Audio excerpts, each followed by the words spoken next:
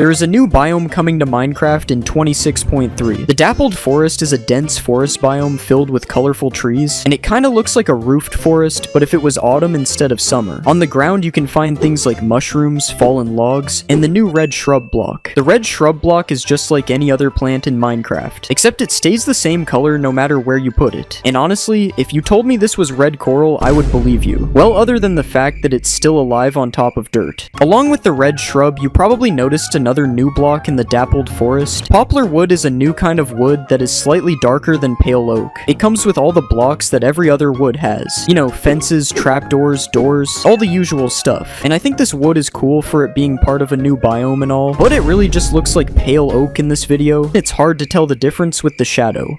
Something else found in the Dappled Forest and all around the world is the new abandoned camp structure. As you can see, it comes with a few cobwebs, a campfire, a couple barrels which might have some loot, and wool stairs, which is something that I never expected to see in Minecraft. Wool stairs and slabs will be coming to the game as well, and as you can see, this brings out a whole lot of new building opportunities. I mean, just look at that. You can make a super chicken. One thing I also thought of being able to make is a couch made out of wool instead of wood. Finally, Minecraft players get to sit on something comfortable. There are new mobs you can find in your peaceful world. 26.2 will allow the spawning of hoglins, piglins, and sulfur cubes in peaceful mode. The question is why?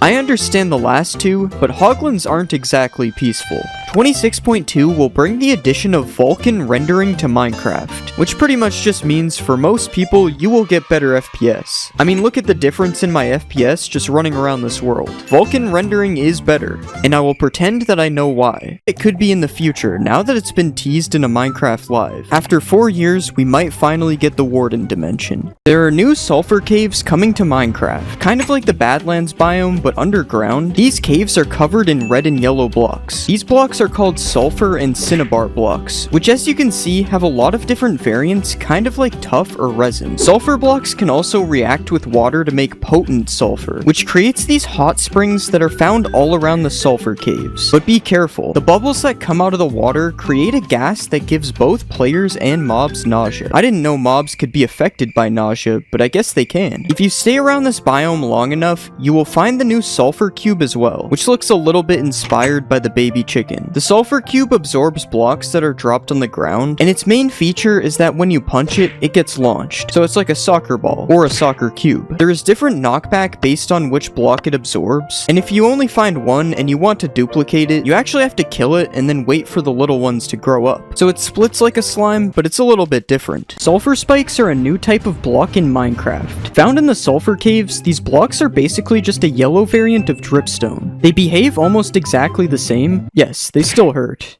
And you can even break them with a trident just like dripstone. I didn't even know you could do that. Food in Minecraft used to be a lot different as there was no hunger bar, meaning food would be used to instantly heal your hearts instead. When eating food, you didn't even have to wait for the animation to finish as there was no animation. The food just instantly disappeared like you were Matt Stoney. The one downside to this though was that the food was not stackable. This meant that in order to stay alive while caving, you had to fill half your inventory up with food, allowing you to only have a little bit of space left for collecting ores. This made everything so much slower, especially because you can't sprint in these versions. You might have heard of the Aether mod, which is probably one of Minecraft's most famous mods, but did you know that Notch almost made this mod a reality? In beta 1.6, a sky dimension was added to the game and could be accessed using mods. Notch said that this dimension could have been a dream world where the player would have a random chance of being teleported to while sleeping in the game. Unfortunately, this dimension was never added to Minecraft, and instead this concept was later turned into the end. Speaking of sleeping in Minecraft used to be really annoying. In older versions of Minecraft, when trying to sleep in an area that was accessible by mobs, the game would wake you up every time a hostile mob was standing near you, even if you were separated by a wall. This made sleeping basically impossible unless you had a nuclear fallout shelter to sleep in. We've talked about some of the things added for April Fool's updates already in this video, but one of the most interesting April Fool's updates was 1.rv-pre1, kind of a weird update name in itself. In this update, a few items were added such as the ankle monitor, 3D glasses, and even a smartwatch. They even added a USB charging block which could be used in the exact same way that a redstone block is used today. Now obviously all of these items were added as a joke, but it would be kind of funny to put somebody on house arrest in your Minecraft world. Switching to an enchanted item on Bedrock will actually show you all the enchantments. On Java, however, you actually have to hover over it in your inventory to see what enchantments they have. In Bedrock, books display 2 pages at a time instead of just 1 on Java Edition, and if you write anything offensive in your book on Bedrock, it will become censored. This can also happen on signs, renaming items, pretty much everything where you can type.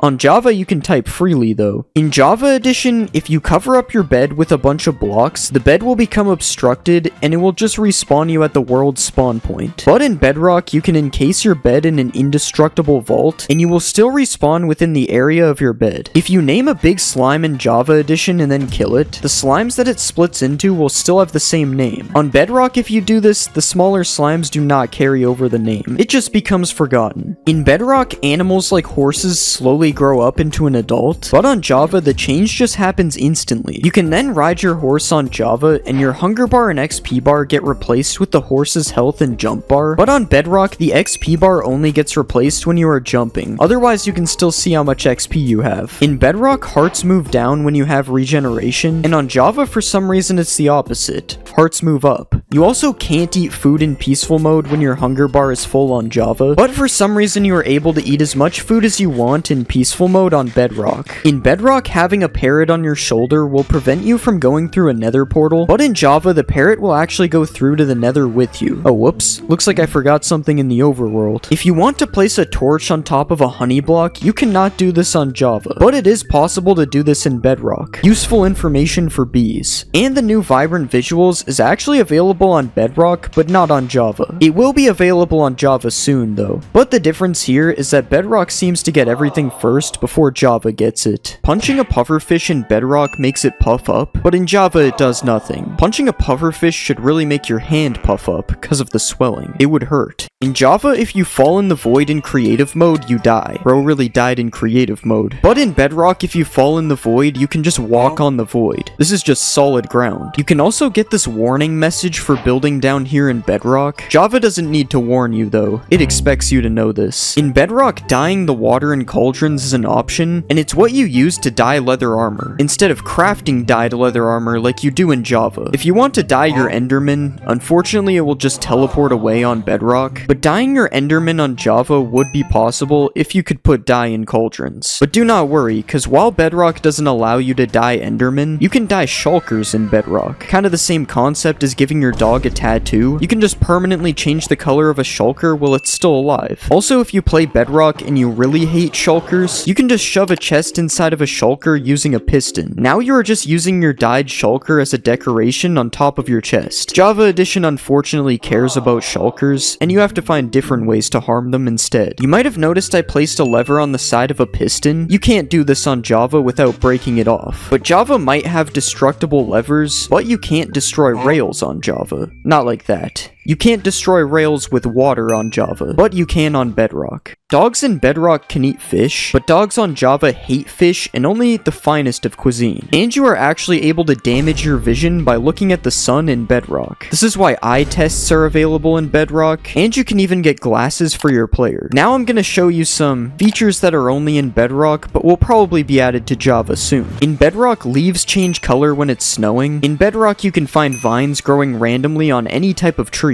Water has different colors in Bedrock depending on the biome you are in. You can even get red water in the nether, the most useful thing I've seen so far. And that's it. That's the only things from my list that I can see getting added to Java. In Java Edition, if you blow a mob up that can drop a head with a charged creeper, it will drop the head 100% of the time. But this only works with one mob at a time, but on Bedrock, you can blow up multiple mobs and get all of their heads at once. If you ever wanted to ride a boat through a wall, unfortunately that's not going to happen on Java Edition, but you can place some slabs at the bottom of a wall like this, and then boat through it just fine on Bedrock. In Bedrock, you can give items to armor stands. Originally, I thought you could do this on Java. I was disappointed to find out that you can't. And you can also name an armor stand Dinner Bone to turn it upside down on Bedrock. I'm starting to think Bedrock may actually be better, which is why I will showcase the difference between bridging on Bedrock and Java. This has just never made any sense to me how this is possible on Bedrock. It feels like something out of a Roblox Roblox game. In Bedrock, you can ride a skeleton horse without a saddle. You can't even ride a skeleton horse at all on Java. I really thought you could. There is still a Farlands in Bedrock 17 million blocks out. It works a little differently than the Java Farlands that was removed. This one is even more glitchy. Bedrock has a zoom out animation when you die, while on Java you just die. There's no animation. And on Bedrock, a baby villager's head is massive. Baby villagers must be a lot dumber on Java. The Wither on Bedrock is actually a lot more powerful than it is on Java. That is because the Bedrock Wither has double the HP, and it glows white when it's spawned. The white doesn't make it any more OP. If you ever wanted to waterboard a phantom, you will be sad to find out that phantoms don't take water damage on Java. But if you play Bedrock, I have good news. Phantoms can actually drown on Bedrock. You can also light yourself on fire in Bedrock, and then use it to light candles and campfires with your body. Java doesn't have this option though. And Java also doesn't have the option to light these things using a fire aspect book like Bedrock does. But something Java does have that Bedrock doesn't is furnace minecarts. Yeah, this item just doesn't exist on Bedrock. If you get a regular minecart on Bedrock and put an iron golem in it, you can see that it works. But on Java, an iron golem is a little too big for a minecart. You also gotta make sure that your iron golem doesn't get trapped inside of the rails, as mobs on Java do not walk over rails. Java really just has superior rails, I guess. These things can block off mobs and restrict water. Bedrock has the superior leads though, as you can attach leads to entities like boats, which isn't a thing on Java. And they also just look super cool compared to the ones on Java. Leads can also be attached to walls on Bedrock, but this only works on fences in Java. And you may also notice that the wall item itself looks different on Bedrock than it does on Java. This is because...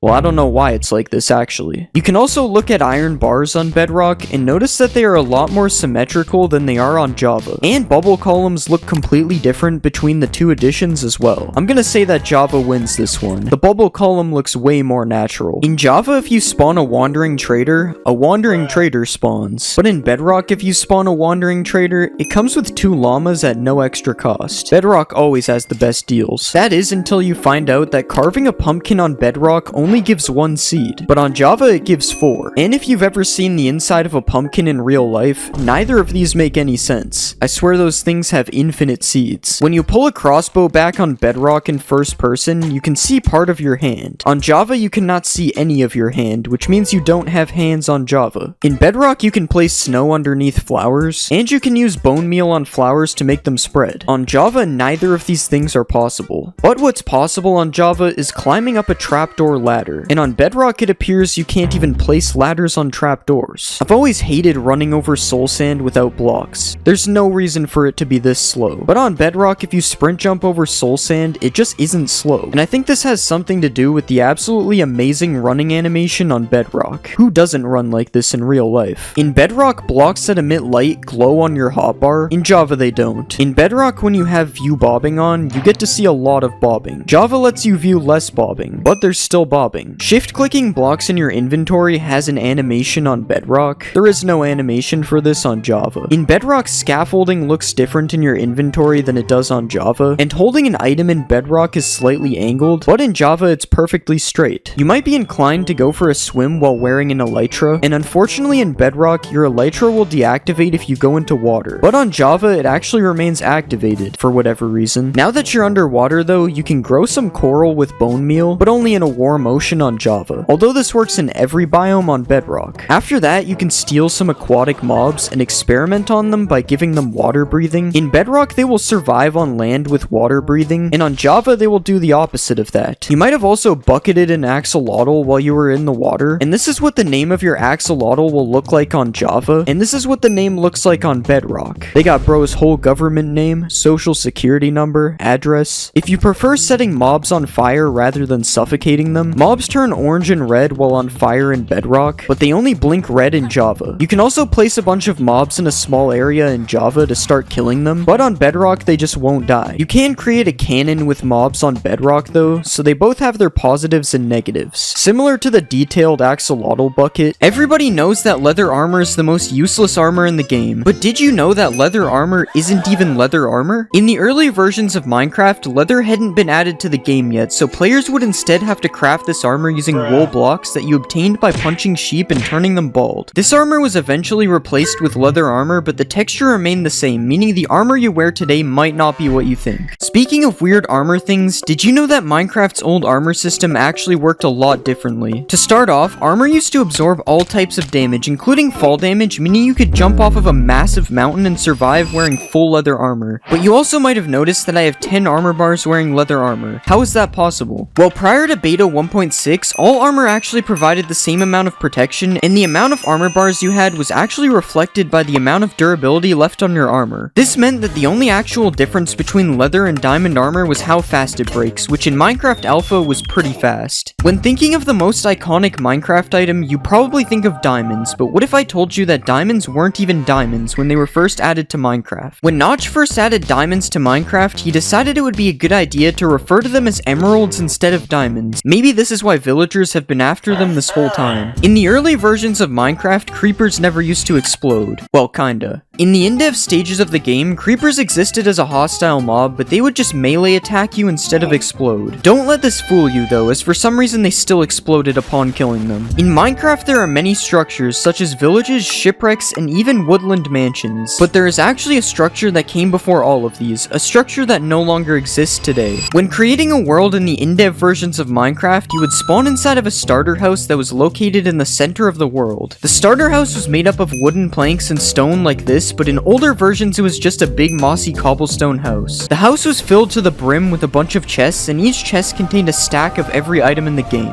This seems pretty OP, and we can see why it doesn't exist today. Speaking of structures, when you think of villages, you usually think of villagers. The iconic Minecraft mob, which you can kidnap, take advantage of its self-scamming trades, and even enslave it to create a civilization. But did you know that when villages were first added to the game, there were actually no villagers to go with them? Just an eerie ghost town in the middle of nowhere. You've probably milked a cow in Minecraft before, maybe even a mushroom cow if you were looking for some soup, but I bet you've never milked a squid before, and that's because you were only able to milk squids for a short amount of time in beta 1.2 before Mojang later removed this feature. Why could you milk a squid in the first place? That I have no idea. One of the most cursed things in Minecraft is placing water in the nether, which is made completely impossible by having it instantly evaporate upon being placed. This wasn't always the case though, because in earlier versions of Minecraft you could actually place ice in the nether, and then when it melted it would cause water to flow out like normal. You better keep this information out of the hands of the wrong people though, or you might end up with an ocean in the nether. Minecraft's blocks have seen major updates over the years, but there are some things about these blocks that used to be completely different. To start, chests used to take up an entire block, causing you to actually be able to use them as a building block, and it didn't look that bad. Furnaces used to have a stone layer on top instead of the cobblestone that we see today, and climbing ladders used to require only one ladder every 2 blocks instead of a straight line. But did you know that a secret slab used to exist in the game? In the really early versions of Minecraft, Notch added the dirt slab to the game, which was supposed to help make the mountains look more natural. But as you can see, it didn't really work. Most people think that Crying Obsidian was added in the Nether update, but Crying Obsidian was actually seen in the game's files all the way back in beta 1.3. But instead of looking like this, it looked like this. I can see where the crying in the name comes from now. In beta 1.4, locked chests were added all around the map as an April Fool's update. Upon clicking on these chests, you would just be given a prompt telling you that you need to buy a Steve Co. supply crate key to open the chest, which was obviously a joke. These chests would end up getting removed from the world generation in the next update. I guess we'll never know what was really inside of these chests. Do you think Minecraft brewing is confusing now? Well, it's nothing compared to Minecraft's original brewing system. In beta 1.9 pre-release 2, cauldrons were added to the game, and their original use was to brew potions. All you had to do was click a water-filled cauldron with a potion ingredient, and then you could retrieve the potion using a glass bottle. Seems pretty easy, right? That is, until I tell you there were 30 different potions in the game, all with confusing names. That brewing system was crazy, but not as crazy as time travel being added to Minecraft. In the beta 1.8 pre-release, Mojang added the ability to build a time machine in survival Minecraft. Well, you don't actually need a time machine, you just need to press F6 to go back in time and F7 to go forwards in time. I wonder if Minecraft will ever have a 4D version in the future. In Snapshot 15W14A, another April Fool's update, attacking mobs is completely disabled, and the only way to progress is by left-clicking mobs to increase your hearts, which was also known as the love meter. This update added a bunch of mobs that were never seen again, such as the Love Golem, the Pink Wither, and even the Smiling Creeper, which upon exploding actually gives you flowers instead of killing you. None of this was as weird as the way you beat this update though, which is by gaining a certain amount of hearts and then completing a Minecraft-themed game of Minesweeper. I think from now on I'll just stick to playing regular Minecraft. Regular Minecraft isn't always so regular though, as the original method of respawning the Ender Dragon was added in Snapshot 15W31A. In this snapshot, you could respawn the Ender Dragon simply by building a creeper's face out of clay inside of the end. And no, I'm literally not joking, this one is real. Also in Beta 1.9 pre-release 3, you could locate the stronghold based on these massive glass pillars that came out of the ground, and upon entering the portal room, you might notice something a little different about the end portal. That end portal was not nearly as different as the original Endermen though. When Endermen were first added to the game, they actually had green eyes, and upon attacking them, they would make zombie sounds instead of the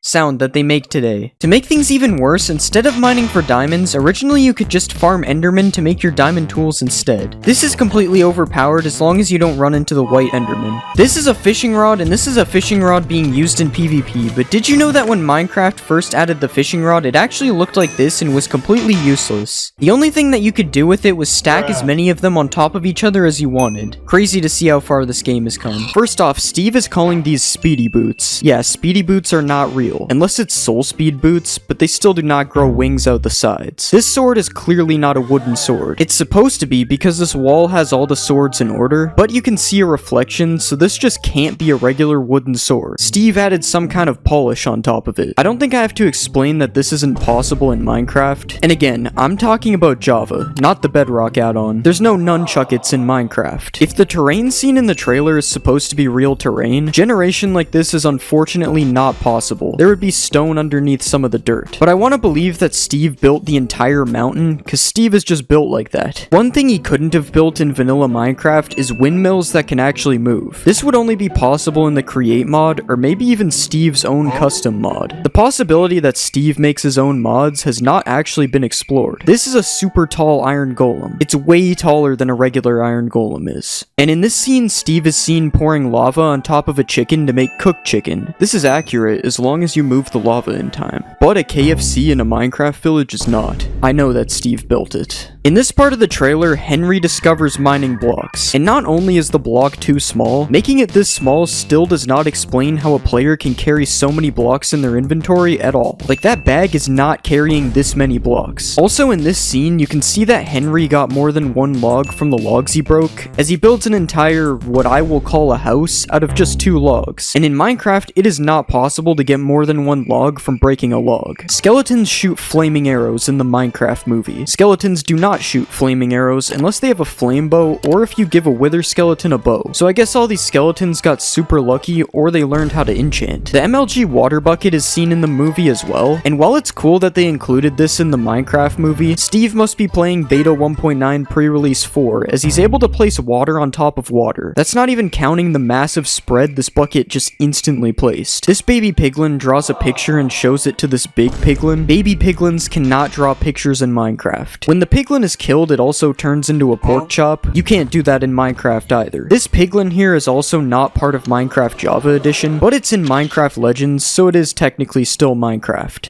In this part of the movie, we can see piglins being carried by ghasts on some sort of gassed hot air balloon. I'm gonna give this to Mojang, as we will be able to ride gas soon, so it's close enough to being real. There's no drum block in Minecraft though. Piglins surviving more than 20 seconds in the overworld is also not real. All these piglins should turn into zombie piglins. They also shouldn't be attacking innocent villagers. But out of all the piglin inaccuracies, this is the worst one. Piglins are wearing iron armor. They are literally known for loving gold. They even respect a little bit of gold on a player, unless they're a brute, and they are wearing iron armor in the movie. Somehow in this scene, when they are spawning all the iron golems, the Iron Golem King is seen in the middle of the golems, towering over all of them. There is no Iron Golem King in Minecraft, unfortunately. Chicken jockey! Yes, this is a chicken jockey, but zombies don't come out of boxes in Minecraft. You'd have to use a dispenser. And no, zombies don't just fall on top of chickens to make a jockey. I also don't think illagers can go without attacking players. But I'll give it to them. Illagers could have an underground fight club. Seems real. This terrain is not Minecraft terrain, but it is pretty cool. I wish Minecraft looked like this. In this scene, Jack Black is building a dirt house. The dirt house is a staple in Minecraft, and I'm going to actually say that this is accurate to Minecraft. Everyone has built a dirt house before, but this pink house, on the other hand, it's got completely messed up portions. Bro is building on a completely different grid than regular Minecraft. He also summoned the pink house out of thin air, so Steve is using cheats in the Minecraft movie because there's no way to do this without commands. Piston door. There's about a 50% chance that that's an actual line said by Jack Black in the movie. Anyways, a secret piston door is cool to feature in the movie, but making sure the pistons are facing the right way really isn't something that should be looked over. This is an illegal piston door. Another thing that Steve does here that is illegal is he uses a torch for light without placing it down, but I'm gonna give it to them again because you could argue that the movie is running a shader pack, the most realistic shader pack ever created. In the Minecraft movie, wolves howl at the moon while the moon is moving sideways. In Minecraft, the moon doesn't move sideways, and wolves don't howl at the moon. I honestly couldn't tell you what's happening in this scene. It looks like the piglins are trying to summon a portal to the real world. I'm going to say that this is not in Minecraft right now. Maybe the piglins will be able to make a portal through to the real world soon. In Minecraft, an enchantment table looks like this. In the Minecraft movie, this might be an enchantment table, or it's just a chest with red in it. You could argue that the potato launcher is in Minecraft because it's in the Bedrock add-on, but again, this video is about Java.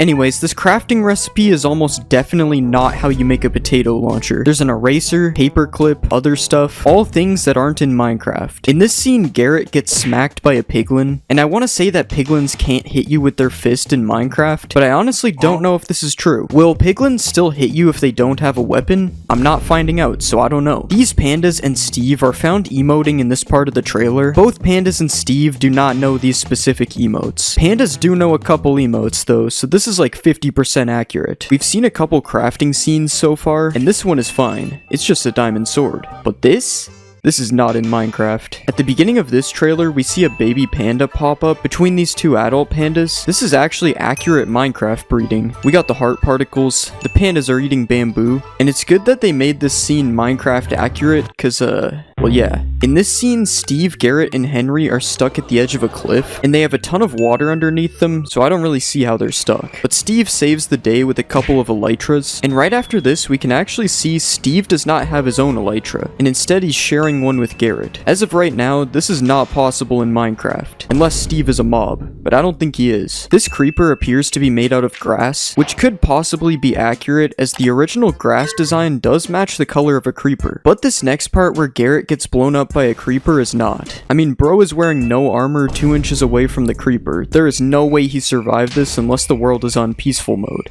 Right here, we can see a half-broken elytra wing, which isn't a thing in Minecraft. I'd also like to say that pandas can't stack on top of each other like this, but I think it's cool for the movie. In this scene, Garrett is seen talking to a pink sheep, and this is obviously not possible in Minecraft. There's no sheep whispering in the game. Also, the flowers behind him don't really look like real Minecraft flowers, as well as the trees, but the trees look way better than these flowers. I mean, these flowers are not in the game. It's not possible to find a ruined portal that looks like this, but Jack Black saying flint and steel completely makes up for the portal being weird. Forgot to mention this earlier, ghasts also don't attack villagers, just like piglins. Piglins are not able to carry TNT or torches, and there is a broken fence block on the side here, which is not a thing in the game. I just want you to look at this massive nether portal. I'm not saying that this isn't possible in the game, because I don't know exactly how many blocks it is, but I just think it's super cool. Like, imagine if giant portals like this could actually spawn in the game. You know what everyone wants in their house? A 1-to-1 replica statue of themselves. And this could be a possibility in the future by adding the ability to give armor stands player skins. It would be a little bit weird having mannequins in your single player world, but I can definitely see this being used a lot in multiplayer. Minecraft 1.22 has been speculated to be the end update. Although this is not confirmed, if 1.22 does bring new updates to the end, one of the updates we would be seeing is a new ore. Radium ore has been under review by Mojang for a while now. It's an ore that would be found in the end that could be smelted to make radium ingots, which could then be turned into a radium block. Radium blocks emit light, and they would be radioactive, applying poison to anything near it. So building your house out of it probably isn't ideal. You know how the Wandering Trader has has llamas? Not anymore. Well, imagine if this dog was this villager's pet. That's right, villagers could have pets in the future. The concept is, if you attack a villager, his pet will come defend him just like the golem does. Now, I think this is a really cool idea, as long as it doesn't get too crazy. Waves could be added to Minecraft. Now, this is one of the more possible changes to be added in the summer update, as it matches the whole ambient theme that Mojang is going for. I think waves would also make the water and vibrant visuals look way better than the current flat Lego design that we've seen so far. Obviously, the waves wouldn't be this crazy though, but it would be cool if they were. It's kind of fun to surf these in a boat. We could also see seals being added to the ocean in the future as well. The seal does have a ton of similarities to the dolphin though, so it would probably take a full ocean update to see seals added to the game, which could also bring the addition of crabs and lobsters to the game. These mobs would be the size of a silverfish, and they probably would attack you with claws if you go near them. You could get crab and lobster meat from killing crabs, and you could even catch them with crab traps as a new alternative to fishing. Another simple change related to the ocean is the ability to repair tridents. Right now you need another trident to repair your current trident in an anvil, when instead you could just be able to use prismarine shards to make repairing tridents a lot more affordable. Another simple change we could see is the ability to push chests with a piston. I didn't even know that this was impossible until seeing this suggestion, and if you play Bedrock, you wouldn't know this is impossible because it is possible on Bedrock. With Mojang adding a lot of features from Bedrock to Java, this could possibly be added to Java very soon. Another thing that could possibly be added is double jumping. A double jump enchantment could be added to boots that would probably work similar to how it does on servers. Now this would kind of make jump boost potions completely useless, as double jump would just be way better, but it's still a cool concept for a new enchantment, or possibly a new type of boots that are specifically made for double jumping. I say this because we could also be seeing a new type of boots called speedy boots, as Steve calls these things speedy boots in the Minecraft movie. So a new type of boots that gives you speed naturally could be added in the future, although these might just be soul speed boots that have been given a cool look just for the purpose of the movie. We could also see backpacks being added in 1.22. Similar to bundles, which were just recently added, backpacks could serve as an inventory inside of an inventory, or even add slots to your inventory when worn, although I would assume they would get a new item slot if this was the case, because wearing a backpack over a chestplate could be a bad idea. Another wearable item that could be coming to the game is mob heads. Okay, obviously mob heads are already in the game. I mean more mob heads than the ones we currently have. Like maybe a head for every single mob in the game. Having every mob head in the game would be super cool, as it would give people a new challenge to collect every head in the game. Wait, how did they get this? Colored stairs and slabs have been missing from the game for a while, and new terracotta and concrete slabs, stairs, and walls could fix this issue, or just adding every single color of wood could fix this too. I wonder which one Mojang will do first. Also, changing the color of the sky could be a feature coming to the game soon. You wouldn't be able to do this in survival, but a command to change the color of the sky could be very cool. And we could even have different sky colors for certain biomes, kinda like the fog in the nether. Or even just biomes where it's always night or always daytime. I'm looking at one biome in specific. Dog beds could be added to Minecraft, which would serve as a way to have a more permanent pet in Minecraft. As similar to how beds work on players, dog beds would set a respawn point for your dog. This would stop your friends from killing your dog when you're not online, and instead they would have to be a little bit more creative. We could also see skeleton dogs, which are dogs that have been struck by lightning. A skeleton would no longer be afraid of this dog, as it is now a skeleton dog, and you could maybe even find skeletons walking around with their own skeleton dogs, kinda like how skeletons can ride skeleton horses. Also under review is a giant biome. No, not like this.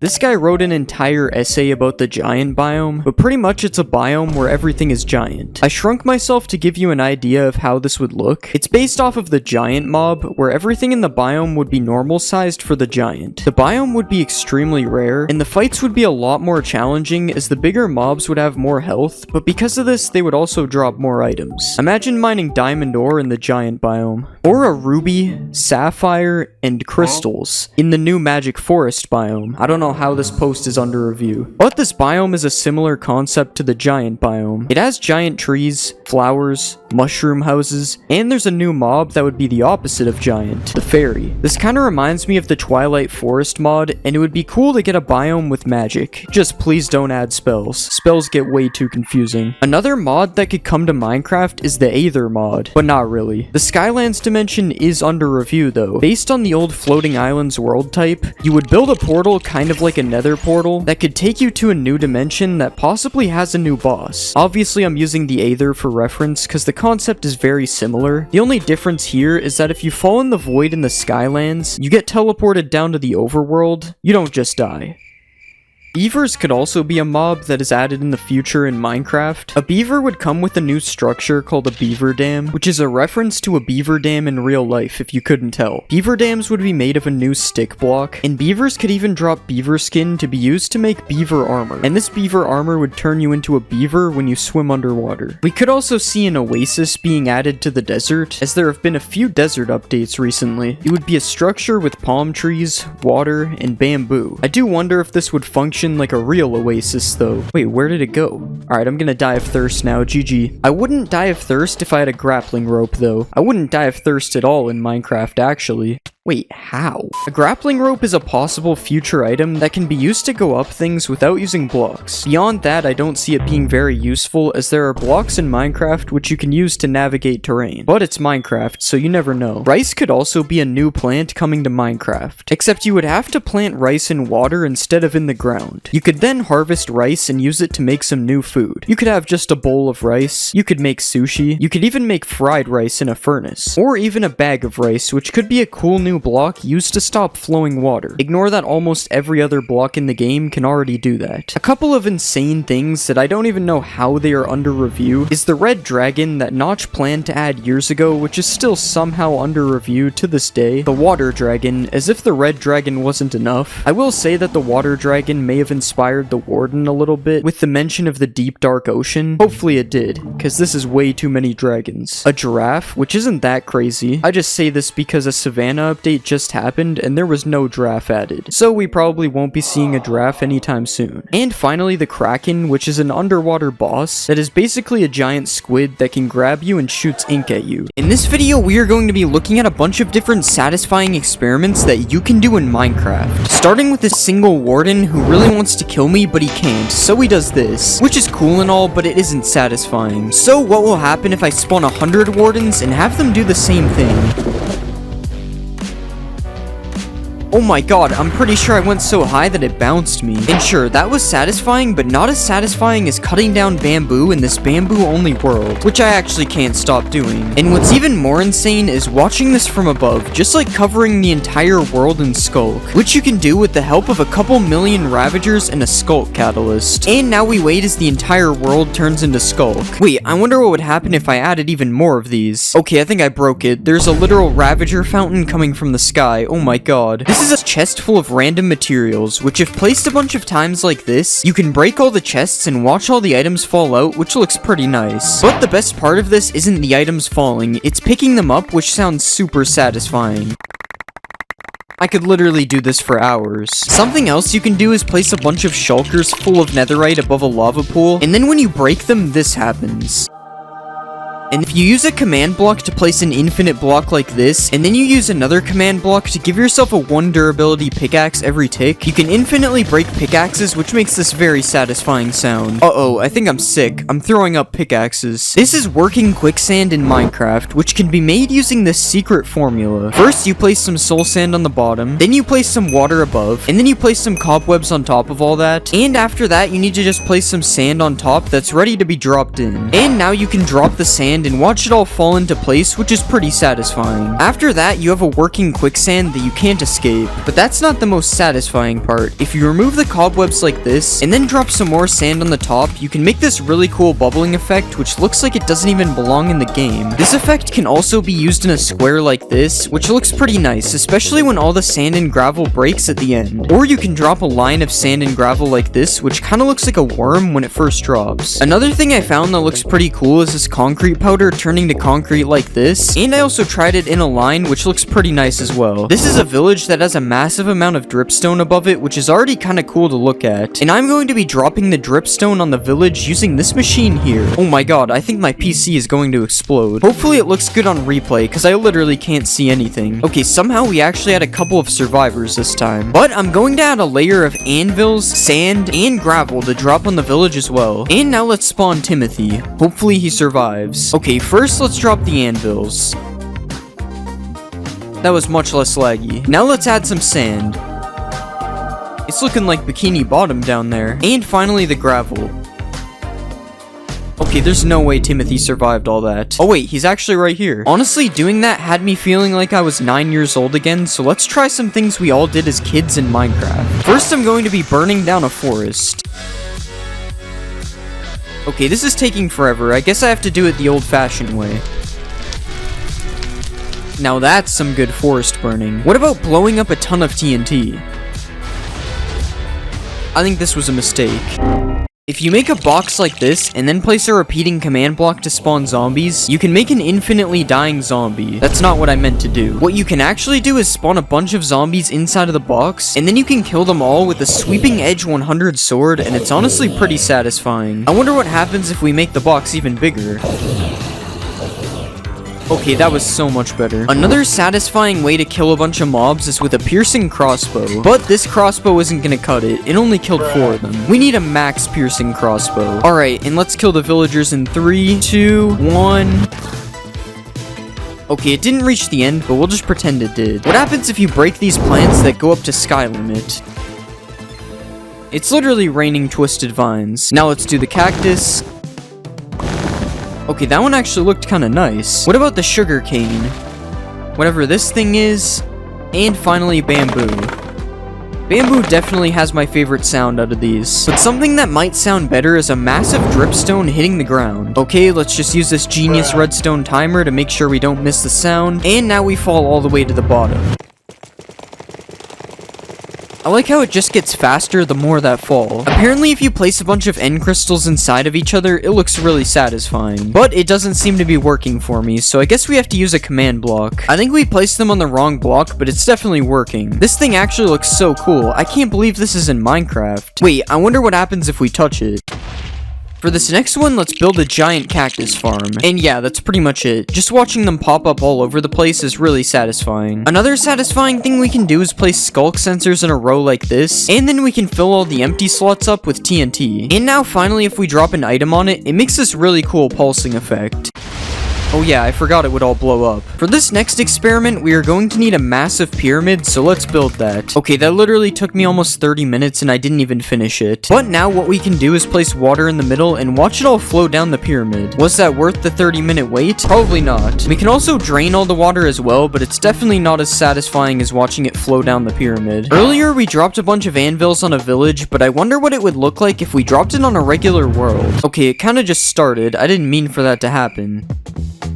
But yeah, that was still pretty cool. Now let's take a break from experiments and check out some of the most satisfying maps in Minecraft. These are 7 colored rings made by Bosca Winks, and when you fly through them one after another, it's actually really cool to look at. Just like this massive spiral made by Amy Oak, which looks especially cool if you fly through it with an elytra like this. This is an island in the shape of a Mobius strip that was also made by Amy Oak, which I honestly have no idea how it works, but it's definitely really satisfying to look at. And another thing that I don't understand is this Penrose triangle made by Alascata, which also looks really cool from far away. Wait, I wonder what will happen if I turn it to sand.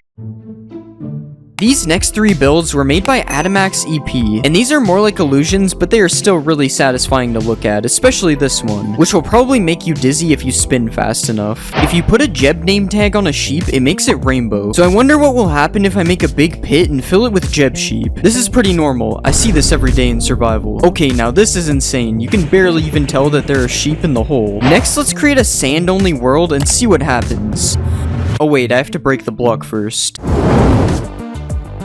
There's a short amount of time before it becomes way too laggy. So now let's make it laggier with concrete. This would probably look so cool if it wasn't a slideshow. Next, I decided to make a sapling-only world, and watching them grow was actually really satisfying. I can't move on until all the holes are filled. Another experiment similar to this idea is making a drip leaf-only world. I honestly had no idea what would happen with this one, but it's probably one of my favorites so far. And the last world I made was a cactus-only world, but it didn't really go well, so we'll just move on. If you place 2 slabs like this, and then you push them together with a piston, you can make an illegal slab. So I wonder what it would look like if we copied the build a bunch of times to make a wall of illegal slabs. Honestly, I'm not sure if this is satisfying, but it's definitely pretty cool, and also really laggy. Picking up a ton of XP can also be pretty satisfying. Okay, it just won't stop. It's been doing this for like 5 minutes. And for the last experiment, I decided to put some bees in a nest. A lot of bees. Okay, if we set it to day, they should all come out at the same time. Oh my god. Yeah, I don't even know if that was satisfying. It's kind of unsettling, actually. There is a new mob being added to the oceans in Minecraft. The Nautilus is a passive mob that is found underwater, and it can even be tamed if you have some pufferfish. Pair the pufferfish with a saddle, and now you can use it to travel around the ocean. With the Nautilus, you are only able to travel below the surface level though, which is why it gives you a permanent water breathing effect when you ride it. You also can break things at regular speed if you are riding a Nautilus, which makes it really easy to build underwater. And if that isn't enough, you can also dash on it to go even faster. But beware, because not every Nautilus is good. There is a zombie Nautilus which spawns carrying a drowned that will chase you at the same speed as a regular Nautilus. So you might want to get some Nautilus armor to protect your Nautilus, and make sure it doesn't die while being attacked by a zombie Nautilus. Or you can craft a spear with this crafting recipe. This new weapon has 2 attack modes. The first one is a jab attack, which is just a normal attack like this, and the second one is a charge attack, which does more damage the faster you are going before the hit. The spear also has some kind of weight effect, which makes you unable to use it for a long period of time. If the spear is facing in this direction, it means you are good to attack, but if it's like this, you are going to have to wait until the cooldown is over. You are not the only one who is getting a spear though, because zombies can also spawn holding a spear. If you find a zombie sitting on a zombie horse, it's going to be holding a spear, which makes the zombie an actual scary mob. I have no idea how much damage this spear is going to do, but it will probably do more than a zombie with an iron axe, so these zombie horses are not to be messed with. The Copper Golem is coming to Minecraft in the next update. The Copper Golem was probably one of the most liked mobs ever in a mob vote. I remember I made a video about the Copper Golem dying like 4 years ago, and now it's coming to the next update. Crafted by placing a carved pumpkin on top of 1 block of copper, the Copper Golem is kind of an automatic item sorter. It takes items from copper chests, which is a new block getting added to the game, and moves them to either empty chests or chests with the same type of item. You get a copper chest immediately after spawning a Copper Golem, or you can craft a copper chest using this recipe. Copper Golems can be spawned with each oxidation state, but I am unsure if they oxidize over time. Maybe you're gonna have to wax your Copper Golem in order to keep it from growing old and getting dementia. But that's all I know about the Copper Golem right now, because I'm not going into Bedrock. But that's not the only copper things that are coming to the next update, because copper armor and tools are going to be added as well. Copper tools are between the strength of stone and iron, and they are being added to the game because it's easier to find copper than iron, so it will be helpful in the early player journey. That's what Mojang said. Honestly, this looks kind of like a modded item right now. I can't really see it being added to the game, but now we are one step closer to emerald armor being added. It would be cool if the armor had some kind of extra functionality, like turning you into a human lightning rod and making you get struck by lightning all the time.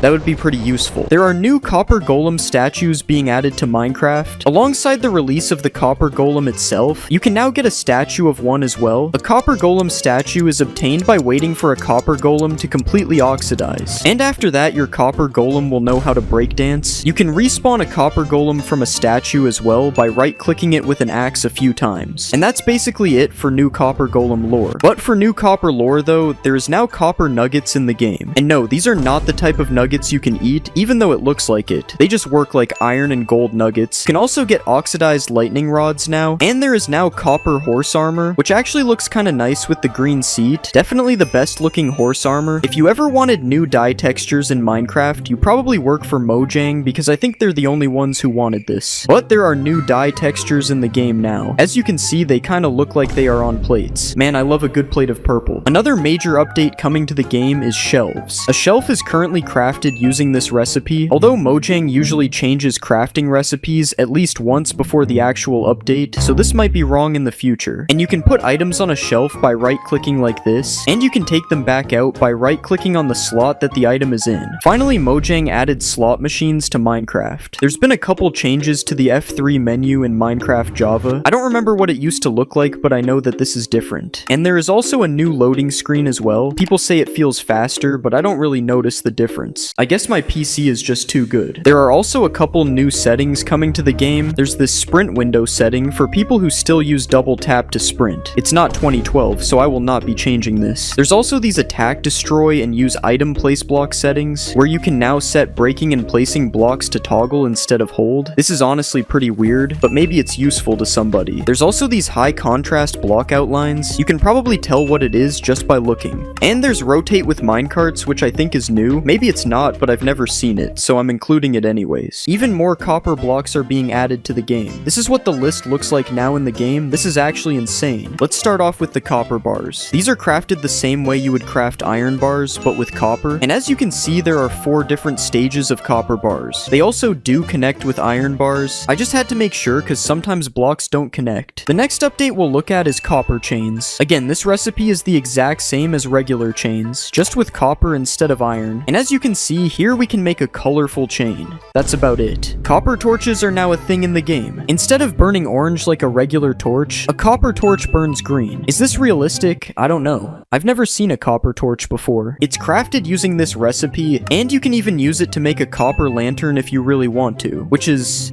well, you guessed it. A lantern made out of copper. And just like every other copper block, there is 4 variants. But I think the last one is by far the best looking one. The oxidation blends in perfectly with the light. It seems that Mojang is just making a copper version of everything that is iron. But what I really think needs to come in the next snapshot is green fire on top of copper blocks. With the copper torch being green, I think this would be very cool, just like soul fire on top of soul sand. Okay, real quick, this isn't really a fact, but Mojang made changes to how toggle sprint and sneak work in this snapshot, and it is terrible. Every time I leave my inventory, I have to press sprint again, and now it makes you stop crouching when you open your inventory with toggle sneak. Mojang is claiming these things were a bug, even though this is how the game has worked since 2019, so if you hate this change, make sure to protest it or something, because we know that Mojang actually does listen, and will probably change it back if enough people hate it. Minecraft Snapshot 25W33A is here, and in this snapshot, it is now possible to decorate your copper golem, but only if you are an iron golem. Iron golems are now able to plant a flower on top of a nearby copper golem. It's just like when an iron golem gives a villager a flower, except the flower actually becomes a part of the copper golem. You can remove the flower from the golem using shears, and it gets dropped if a copper golem turns into a statue, but they really should make it stay on top of the golem when it's a statue, and give the option to plant a flower on top of a golem yourself, because if an iron golem can do it, why can't I? There are now chat drafts in Minecraft. If you are typing out a really long message and then your chat gets randomly closed, you can open it up again and the message will still be there. It's a good thing that stayed. Wouldn't want to type that whole message out again. The end has different lighting now. You may not notice it right away, but did you see that? The colors of everything just changed. There is supposed to be flashes of light in the sky to go along with this, but I can't see them. Okay, you actually just have to leave the main island to see the flashes in the sky. So this is what it's supposed to look like.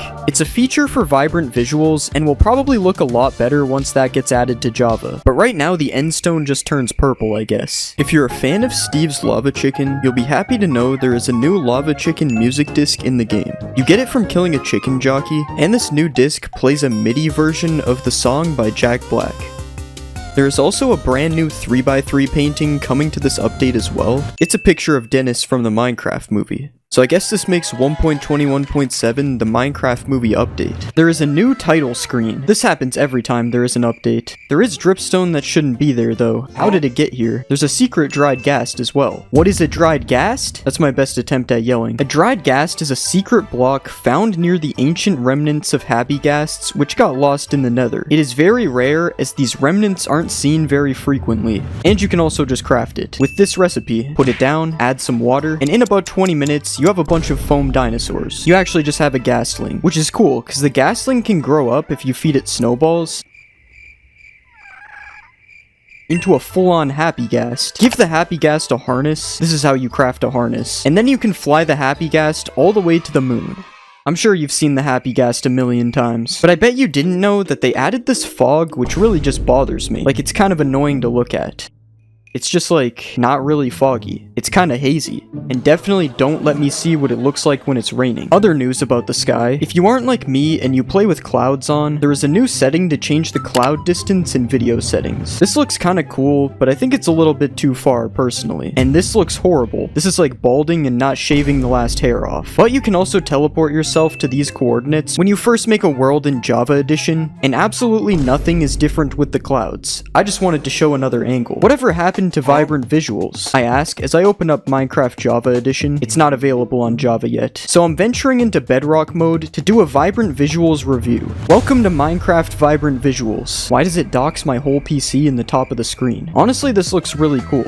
The water, it's very visible through the water. There are a couple of places I want to go in Vibrant Visuals. How are cheats not enabled in creative? The desert is supposed to be really yellow. Yeah, this is super yellow. It's like that. Dude, what is this? Why does it feel so bright? I literally can't see anything. The end is also supposed to be pretty cool. Oh yeah, we got the purple skies, and this is nice. Apparently there's also an end storm. Okay, maybe I'm a moron and don't know what that means. Okay, I really don't know. Whoa.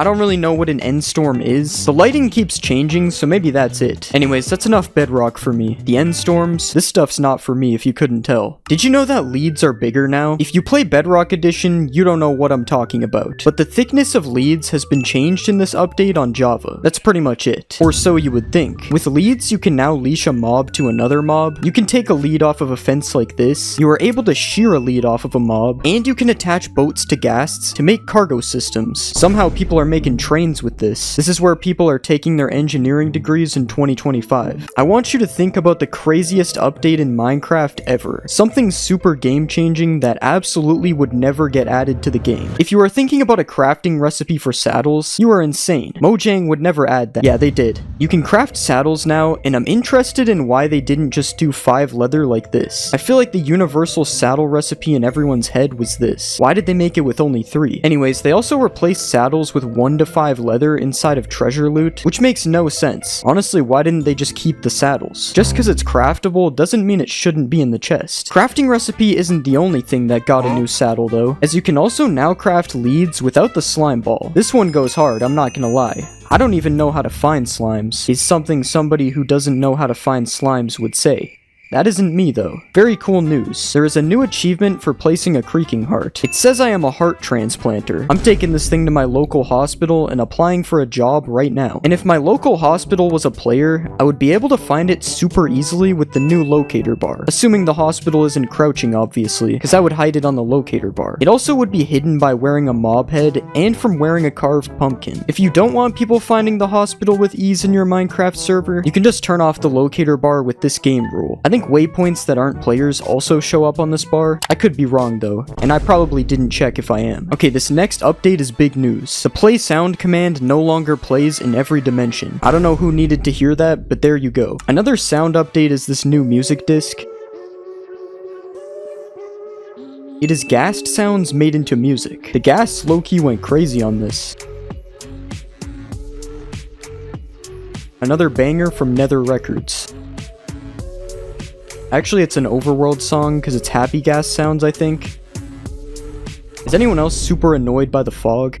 Okay, I can't really keep hating on the fog. Maybe we have to look at it from the fog's perspective, which we can now do with the new camera distance attribute. It's kind of like the Roblox camera where you can go super far out or super close. This is so strange. This should not be possible. I like the zoom out mode better. It's kind of like I'm watching a replay. There's a couple more new commands. There's the /waypoint command, which you can use to list waypoints in your world. You can also modify waypoints. Like right here, you can change the color, or you can change the style. I don't know what style is. What is a waypoint style? What did I just do? Another new command coming to the game that's actually kind of cool is the /dialogue command. You can use it to show custom UI menus to players. Right now, this is what we have in the game. There's custom options, quick actions, and server links. Obviously, you are meant to modify these yourself. Those are just examples. When you click the caution button, you get this message. And it even has a save and quit option if you somehow get trapped in an infinite dialogue scam. W Mojang for saving people's information. People definitely won't still click the links anyways. Here are some extra Happy Ghast facts. When spawned, a Ghastling will try to follow a player or an adult non-aquatic passive mob within a 16 block radius of it. A Ghastling takes about 20 minutes to turn into a Happy Ghast if the process isn't sped up with snowballs. Happy Ghasts cannot be bred and are only spawned through adding water to dry Ghasts. Happy Ghasts slowly regenerate health and they regen faster during rain or when they are flying at the same height as clouds. There is a new achievement called Stay Hydrated for when a dried Ghast is placed into water. Apparently the Ghast has a new texture, so I've been looking at Ghasts the whole video and I haven't noticed anything, but I'll try to find a Ghast from an older version and put a side-by-side comparison. I thought this one was fake, but after seeing the old Ghast, it is true. The new one is more HD to match the smile on the Happy Ghast. Can I attach a mob to a Happy Ghast? Okay, we'll attach the pig and... okay, never mind, the pig's not there. That doesn't work either. Okay, I finally got the pig to attach, so this one's true. The Happy Ghast is able to carry mobs. And just like in the Minecraft movie, you are able to do this with boats. It's just like how the Ghasts carry piglins in the movie. So logically, I have to try attaching a boat to a regular Ghast. Alright, let's bring it over to the Ghast. Nah, you can't attach it to the Ghast. I mean, if you count me as a Ghast, it does work though. We've seen a Happy Ghast make multiple mobs fly, but can it make a player fly? Okay, I'm attached. Wait, I swear I just moved. I'm kind of getting pulled. Okay, so if I take my Happy Ghast all the way up here... okay, I'm up high. It should pull me now. Now it's just doing nothing, bro. I swear it worked. I don't know. I'm like 90% sure it worked. I'm gonna have to say that one was half true. If you missed Minecraft Live, Ghasts have been turned into blocks, and it's kind of like marshmallows. You can't eat them. But you can add water to them in the overworld. And now we have a smiling Ghast. And soon this smiling Ghast turns into a Ghastling, which is alive and flies around. And when you feed the Ghastling a billion snowballs, it turns into a Happy Ghast. Kind of the same concept as human evolution. Next, you can craft a harness using this recipe. And if you right-click a Happy Ghast with this harness, it turns the Ghast into a blimp, which means you can now ride a Ghast. After seeing this, I could not believe it's real. Why does the Ghast need these pilot goggles? This design is insane. Anyways, you can have 4 people on a Ghast at a time, and you can use the Ghast to basically get creative mode building and survival, which is way better than the previous method for this. 1.22 is also going to feature a player locator bar in multiplayer, and for some reason this bar currently just flat out replaces the XP bar. But yeah, it's basically a compass on your hotbar that can be used to locate other players in your world without their consent.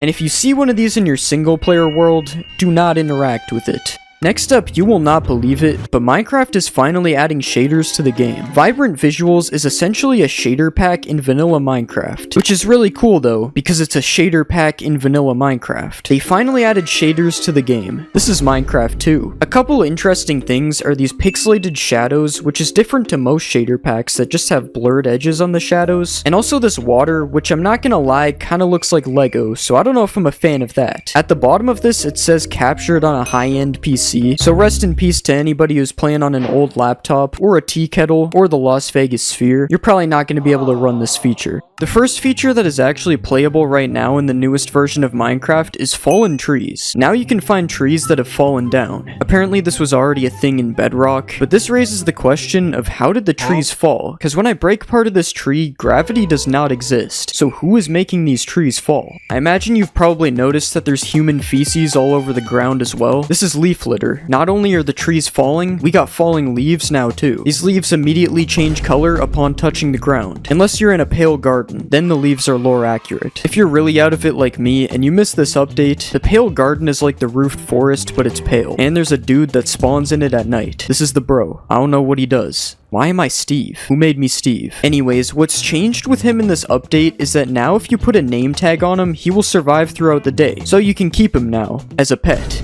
As you can see, there's no such thing as pig racism. The pigs got different variants now. Mojang must have finally listened to me and added these to the game. We got cold pigs and we got warm pigs. The cold pig is rocking a pig fur coat, as you can see. Pretty tough. Then we got the warm pig with a stripe on his back. Butt naked. Quick intermission. I'm not a conspiracy theorist, but I swear the lighting looks different. Does anyone else think it looks different? Like, this is different, right? We got cow variants being added as well. It's pretty much the same concept as the pigs. The warm cow is like one of those bulls because it's got horns.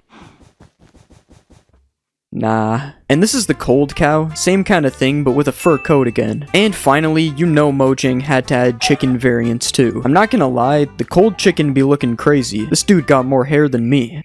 And instead of regular eggs, cold chickens now lay blue eggs, which I don't think they do anything different. It's just a way to get cold chickens in different biomes, I guess. And just like the other mobs, there's a warm chicken as well. It's yellow. Actually, it's kind of golden. No, it doesn't drop gold when you kill it. But you can get a brown egg from the golden chicken, and it's a similar concept to the blue egg. It's just used to spawn warm chickens instead. Now Mojang is so close to adding ducks. Just add ducks, please.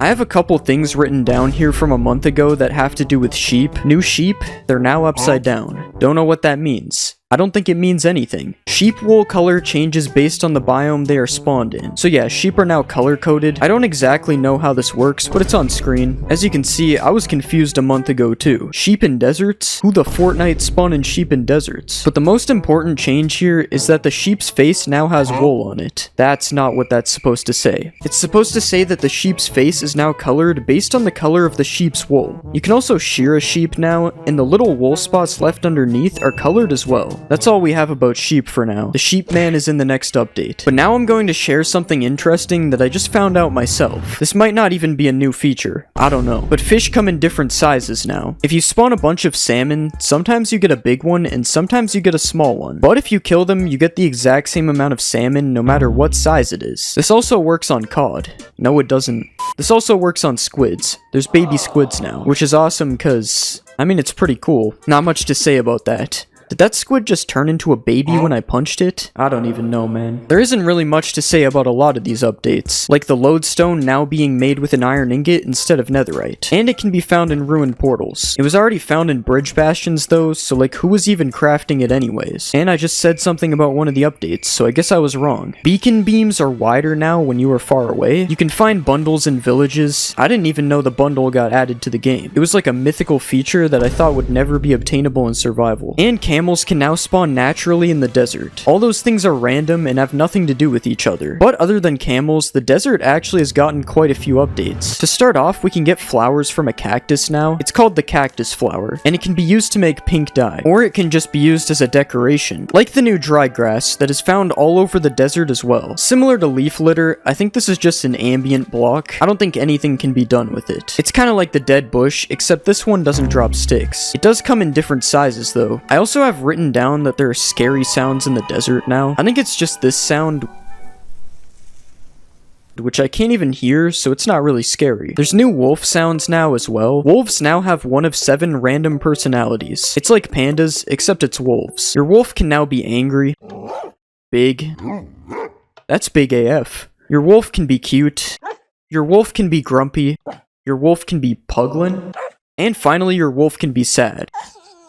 There's also still the regular old sounds as well. Big news for cows. Now they have an extruded nose instead of a flat nose. Same thing for mushrooms. Super big news. And you're also able to spawn them from these brand new cow-themed spawn eggs. Along with those eggs, every single spawn egg has been changed to match the mobs that they spawn. Some of my favorites here is the tadpole. That is not a tadpole. The villager. Kinda looks like Easter Island. And the hoglin. I mean, this isn't even an egg anymore. It's just a hoglin. There's also some new test blocks that are added in this update. We got the happy and sad test blocks. These look like a lot of people's skins. We got this one. It's got like a crosshair on it. This one, which has some kind of structure test inside of it. And this chat bubble one that does the same thing as all the other ones, except for the structure one. And what they do is, I really like that they can, it's super cool that they... Another new block is the wildflowers, which are like the pink petals from 1.21, except instead of being found in cherry biomes, these can be found on the ground in birch forests. They work exactly the same as pink petals. You can place 4 of them in one block like this. And you can also find firefly bushes now, which is a type of bush that houses fireflies inside of it, which are not currently a mob in the game. They're just pixels that are found hovering around these bushes. Supposedly you can also hear a buzzing sound when you go near a firefly bush. I am not hearing a buzzing sound though. though, so I don't know about this. If that wasn't enough ambience though, we also have an alternative to tall grass now, or short grass, as it's apparently called now. For me, both of these were always called tall grass, but I guess I can't do that anymore. Anyways, this is a bush, and it's different to short grass as it's more dense. That's really it. It's a bush, dude, I don't know. If you want to visit the underground tunnels in Minecraft, we got the Trial Ruins. Trial Chambers. I keep getting them mixed up. This place adds a ton of new blocks and features, which we'll talk about later, and just like the underground tunnels, we got homeless people. I'm joking, by the way. No offense to the Bogged. A new mob that looks kind of like the Stray, but like Swamp Edition. I think it's a few updates too late. This skeleton variant spawns in swamps, and instead of normal arrows, it shoots poisonous arrows at you, which is exactly what we needed. Another mob that can poison you. Last year they gave us the big sniff man, today we get the Bogged. But the Bogged isn't the only mob in 1.21. Another mob being added is the Armadillo. Last year's mob vote winner, allegedly. I still don't know how it even won. There was some voter fraud or something. The first thing you'll notice about the Armadillo is that it's really scared of you. Yeah, whenever you get close to these guys, they just roll up into a ball. So the only way to actually get close to them is by crouching. They do make a really good soccer ball though if you don't. Now if you want to breed some armadillos, you have to give them some spider eyes. That's kind of a weird item for that, I guess, but whatever. And if you want to harvest some scoop from these guys, you can take a brush and rub them with it. I don't know how my man isn't bald yet. And with these scoots, you can craft dog armor using this recipe. Similar to real life, you can now dress up your poodle however you like, but of course in game, your dog actually gets some protection from it. Well, I don't know, maybe they are similar, cause I wouldn't mess with this guy. You can combine dog armor with any dye to give your dogs all sorts of drip, and now we just need dog chains, dog watches, dog shoes. But this isn't the only update that dogs received, as you can now find different breeds of dogs depending on what biome you're in. You can get a rusty wolf in the jungle, a striped wolf in the badlands, snowy wolf in a grove biome, the ashen wolf in a snowy taiga, the woods wolf in the forest, a chestnut wolf in the old growth spruce taiga, and don't confuse that with the old growth pine taiga that has a black wolf. And finally we have the spotted wolf in the savannah, which kind of looks like all of the wolves mixed together.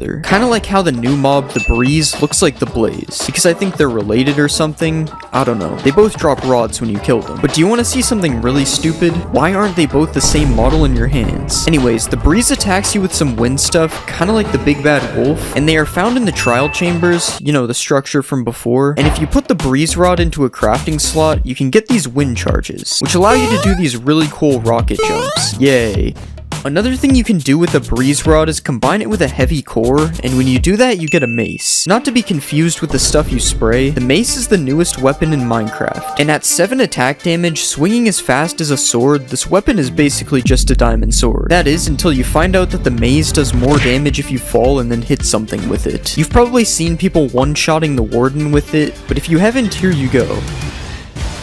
Yeah, basically this thing is kind of insane. But it doesn't stop there, because you can also enchant your mace to make it even more powerful. The enchants are Reach, which has something to do with armor. I honestly don't even know what it does. Windburst, which gives the effect of a wind charge every time you hit something, which is actually pretty funny when you realize that you can fly with it. And finally we have Density, which makes the mace do even more damage when you're falling. Now I can just jump off the diving board to drop the warden. I don't even have to go up that far. But as I said before, the mace is made using a heavy core, and you've probably never heard of this retextured head block that unfortunately you can't actually wear on your head. And that is because the heavy core is found in the new trial vaults in the Trial Chambers. These vaults work pretty simply. First, you need to complete a trial by walking up to one of the trial spawners and getting it to spawn some mobs. The spawner will spawn a few waves of mobs before finally gifting you an item which has a chance of being this trial key. Once we have the trial key, we gotta find one of these things, which is the trial vault. And then you right click it with the trial key to do even more gambling until we eventually get a heavy core. Guys, we're gonna get the heavy core eventually, never give up. Something else you can get from these is the brand new Bad Omen potion. Not exactly what I was expecting to get out of the vending machine, but basically how this potion works is it replaces the Bad Omen that you used to get from killing a pillager with a flag. Now you actually have to consent to getting Bad Omen first by drinking the potion. Once you drink the Omen potion, you can start a raid like usual, or you can visit the trial chambers and start an ominous trial. From what I can tell, the ominous Ominous Trial is a little bit more difficult than the regular trial, and when you complete an Ominous Trial, there is a chance of getting an Ominous Trial key, which can just open the Ominous Vaults, which look like the other vaults, but just more scary. Drinking a potion with eyes is definitely a little weird, but fortunately there's a few potions being added that are a little bit less weird. The first potion is a Wind Charge potion, which you would think is made with a wind charge because of the name, but no, you gotta use the whole Breeze Rod to make a batch of these potions. And when a player or mob is affected with wind charging,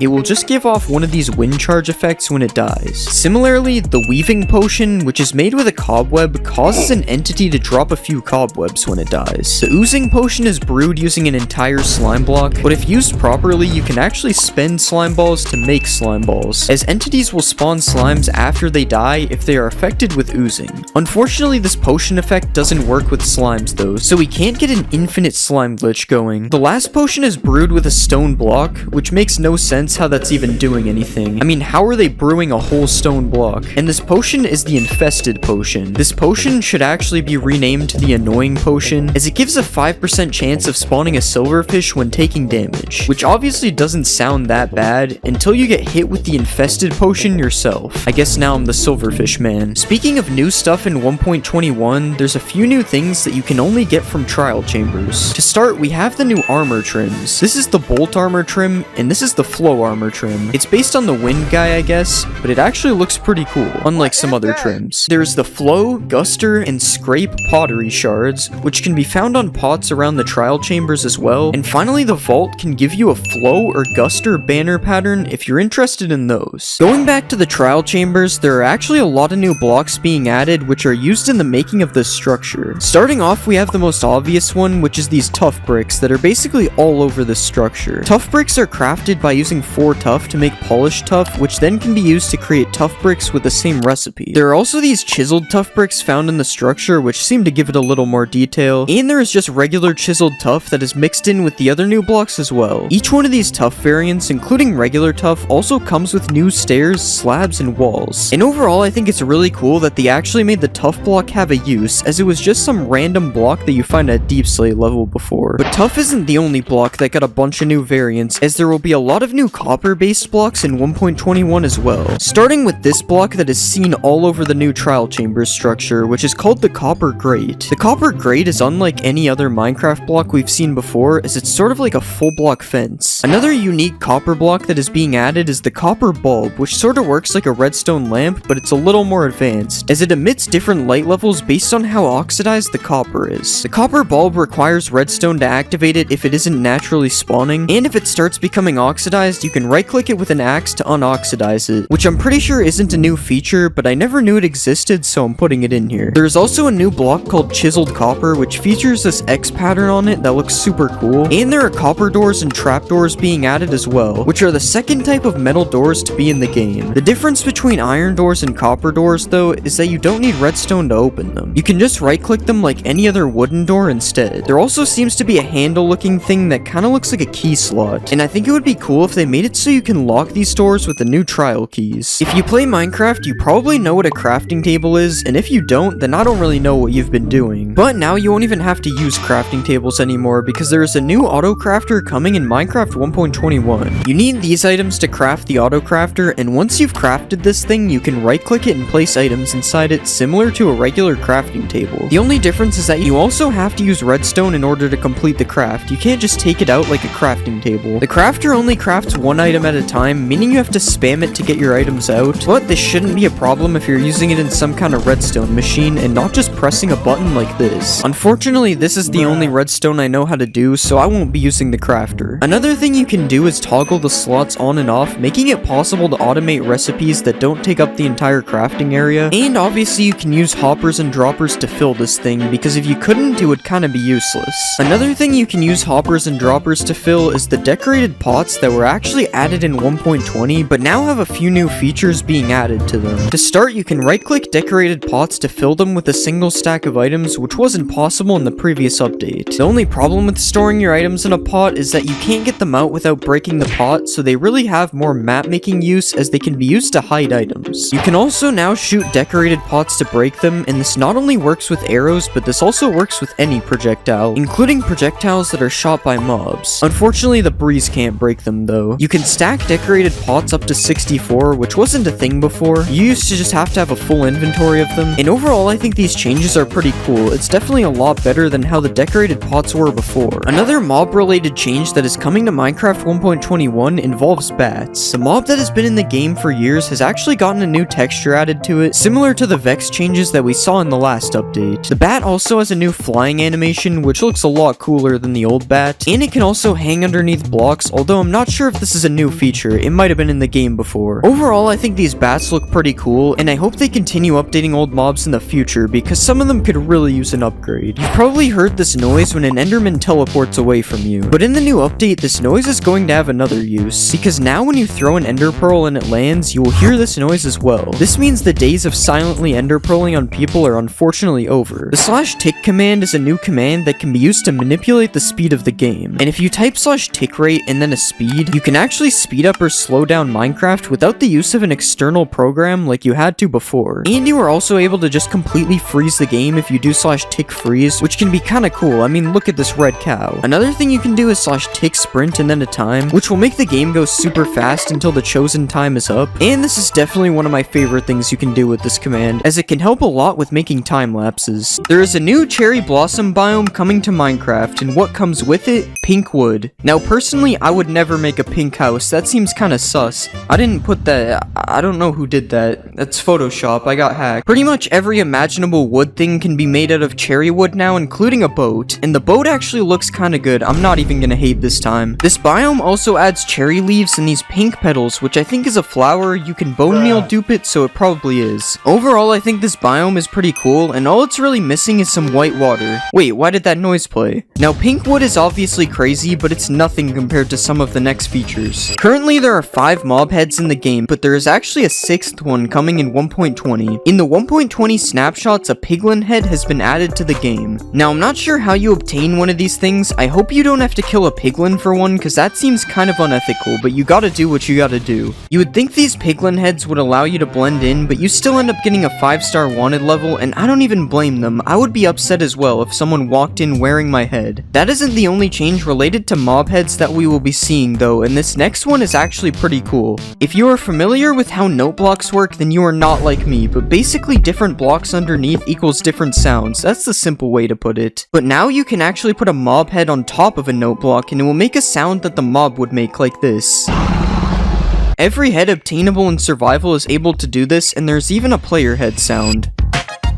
I'm just kidding, I just wanted to do that, I don't know why. One of the biggest features in this update is the new archaeology feature, and in order to do the archaeology, you need to use a brush on some suspicious sand. You can't actually get anything from it unless you find it naturally, and suspicious sand is only found in desert wells and desert pyramids. Depending on the structure though, you can find some pretty crazy loot. In desert pyramids, you can find a pottery shard, TNT, gunpowder, emeralds, and even diamonds. And in a desert well, you can also find pottery shards and emeralds, but you can also find a brick, sticks, or suspicious stew. Unfortunately, you can't find any dinosaur bones in either of these. Something you can find in both of them though is a sniffer egg, but more on that later. There are 4 different pottery shards you can find, and if you do find pottery shards, it can be used to craft a decorated pot. But wait, what is a decorated pot? That's what I said when I read this. I don't even know if this is a new feature. Well, basically you can craft a regular pot like this, but if you want some cool caveman scribes on the side, you can simply switch out any or all of the bricks for a pottery shard like this. Then when you place the pot, instead of being lame and boring, you will have a very cool and unboring pot. The shard will only be on all 4 sides if you craft it like this though, allowing you to use all 4 shards if you're built like that to create a pot with a different image on each side. Now you're probably wondering what these pots are used for, and I'ma be real, I have no idea. Something I do know about though is the sniffer, Minecraft Live 2022's mob vote winner. The sniffer can be hatched from an egg which is found in suspicious sand, but it's not yet in the game, so I can't show you. But what I can show you is the crazy amount of animations this thing has. Like it can sniff, it can also sniff. Oh yeah, and it can sit down and dig for seeds, so that's pretty cool. A sniffer also feels happy according to the wiki. I wouldn't relate. These things can do a lot of things. That's a sentence said by somebody who doesn't know what they're talking about. The sniffer is a passive mob, and all it does right now is sniff and dig for ancient seeds out of the ground, but you are also able to ride a sniffer like this. Okay, that's not real, I baited you. This This is actually a new feature though, it's the /ride command. It allows you to ride any mob, which is pretty cool. One of the seeds the sniffer can find is torchflower seeds, which are also used to breed sniffers to create a snifflet. That's what they're called. Torchflower seeds grow into a torchflower, which are just decorative as far as I can tell, and they're probably one of the coolest looking flowers in the game so far. But they're not even close to the coolest update in this video.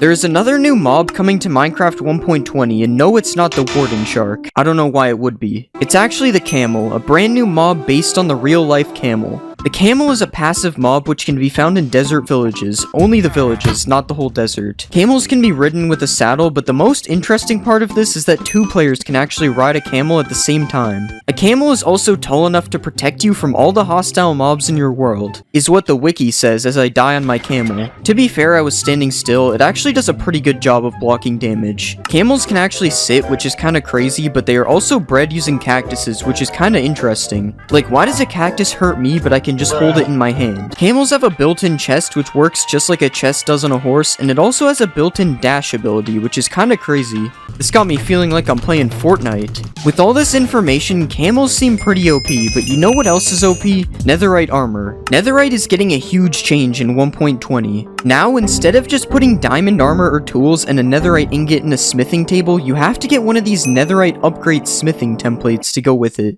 You can find these netherite upgrades inside of Bastion remnants, and they can be duplicated using this crafting recipe. A lot of people have said this, but I think this feature is very bad for servers, as it basically allows people to gatekeep netherite. There is one good change coming for servers in 1.20 though, which is the new armor trims. These templates can be found in a variety of different structures, and they can be combined with one of these 10 materials and a piece of armor to make some sick designs like this. There are way too many unique armor combinations to show them all, so here are some of my favorites. You can also duplicate these templates with the same recipe as before, except the netherrack is switched out for the material on the template. Honestly, I think customization features like this are really good, and I hope there's more of these in the future. But even with how good this still isn't the best update in the video. We've talked about a new wood type being added already, but there is actually another one coming as well. It is now possible to craft a block of bamboo like this, and you can actually turn this thing into 2 pieces of bamboo planks like this. Here are all the things you can make using bamboo wood. It's pretty much the same stuff you can make with cherry wood, except there's this one block that's different, a bamboo mosaic. Bamboo mosaics can be crafted with 2 bamboo slabs like this, and you can also turn them into slabs and stairs like this. Honestly, I don't think this block looks that cool, and it's kinda expensive, so I don't know if I'll be using it. One thing I will be using though is the bamboo raft. It's basically a boat, but it's called a raft just like in one of my favorite games, Raft Wars 2. The cool thing about this though is that it has no walls, unlike a boat. You can also put a chest on it like the other boats, but that's old news. This is 1.20 now. Something that isn't old news though is hanging signs. Hanging signs can be crafted using every type of wood, and as you can probably guess, you can hang them and write a message on them. You can currently hang them off the sides of blocks or from the roof like this. There is one downside to them though. Hanging signs have a lot less room to write on. Not a problem for me though, because there's only one message I wanted to write. Another new block coming to 1.20 is chiseled bookshelves. You probably didn't think of this, but chiseled bookshelves are actually used to store books. But the cool thing is, you can actually put enchanted books and written books inside of it as well. Basically, there are 6 book slots, and each one can have a different book. This is pretty cool compared to normal bookshelves, which are basically only used for higher enchantments. The chiseled bookshelf is crafted like this and can be used as fuel in furnaces to smelt 1.5 items. I don't know why you needed to know that, but the wiki felt like it needed to tell me, so I'm telling you. You can also use hoppers and droppers to fill and also remove books from these bookshelves, so you could actually create a pretty cool library using this.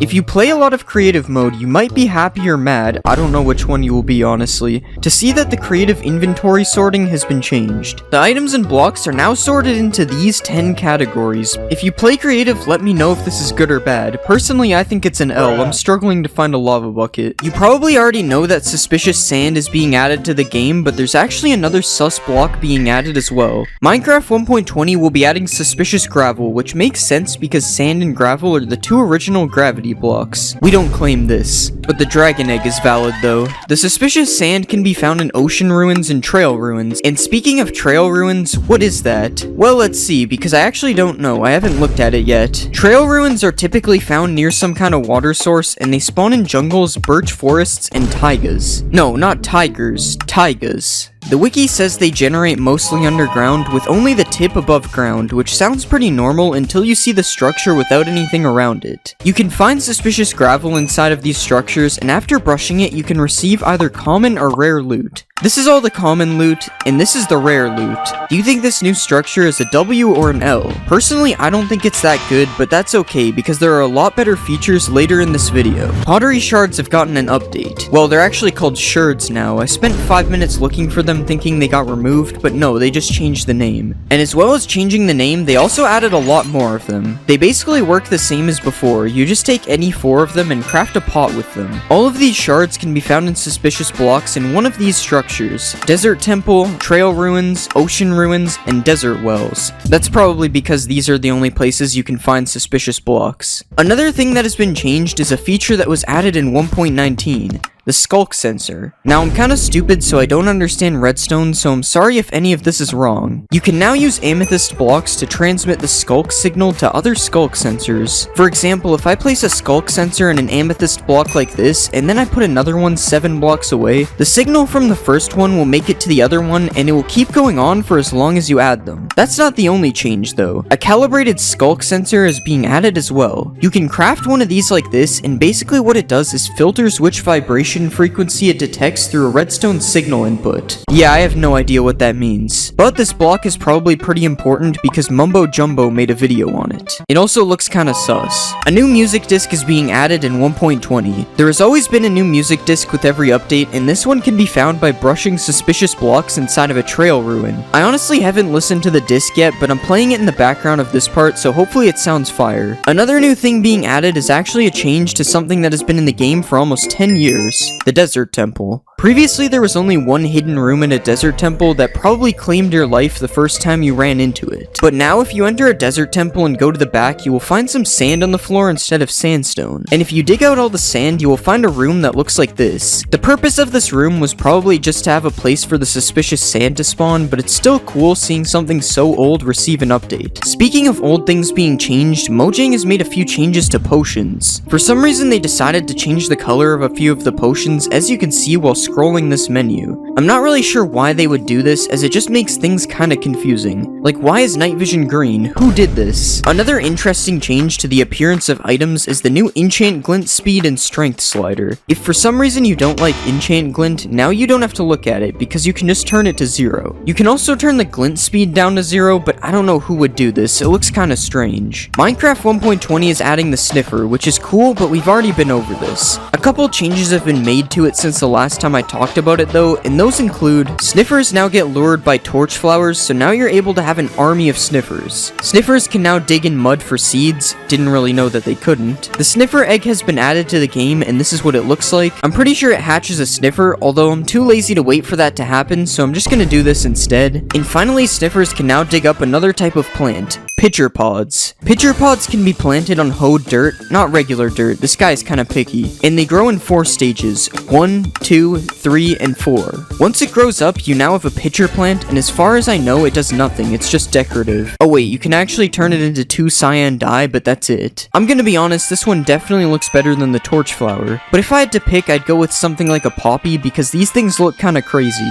There are even more armor trims being added to 1.20. The Razor, Sharp, Host, and Wayfinder armor trims can all be found inside of the new Trail Ruin structure, but none of these things compare to the new armor trim found in the Deep Dark. Upon opening one of the chests in an ancient city, there is a 1% chance of getting the new Silence armor trim. Now you might be thinking that it's not worth going through the effort to get an armor trim that only has a 1% chance of spawning in the most dangerous structure in Minecraft, but upon looking at the armor trim applied onto a full set of armor, this one is definitely worth it. Just look at this design. You can't even tell I'm wearing iron armor. Here's a screenshot of every combination you can make with this armor trim. Even the diamond on diamond looks amazing. Another amazing feature is the new display entities. With a single command, you are able to place a floating block wherever you want in your world. And what's even cooler about this is you're able to change the size and the rotation, meaning you can do some pretty insane things with this. You are also able to spawn some giant floating items in your world, and if you really want to be creative, you can place floating text in the sky as well. You probably thought it would say subscribe, didn't you? Another cool thing you can do with text is editing signs. Previously, if you made a spelling mistake on a sign, you would have to break it and start over again. But now you can spell as many things wrong as you want because you can just right-click a sign and change the text without even having to break it. And that isn't the only cool change with signs though, and this one might be even cooler. Obviously, I just showed that you can right-click a sign and edit it, but if you right-click the other side of a sign, you are now able to write text on the back as well. So not only can you edit signs, but you can also write on both sides as well. Now all we're missing is the ability to draw things.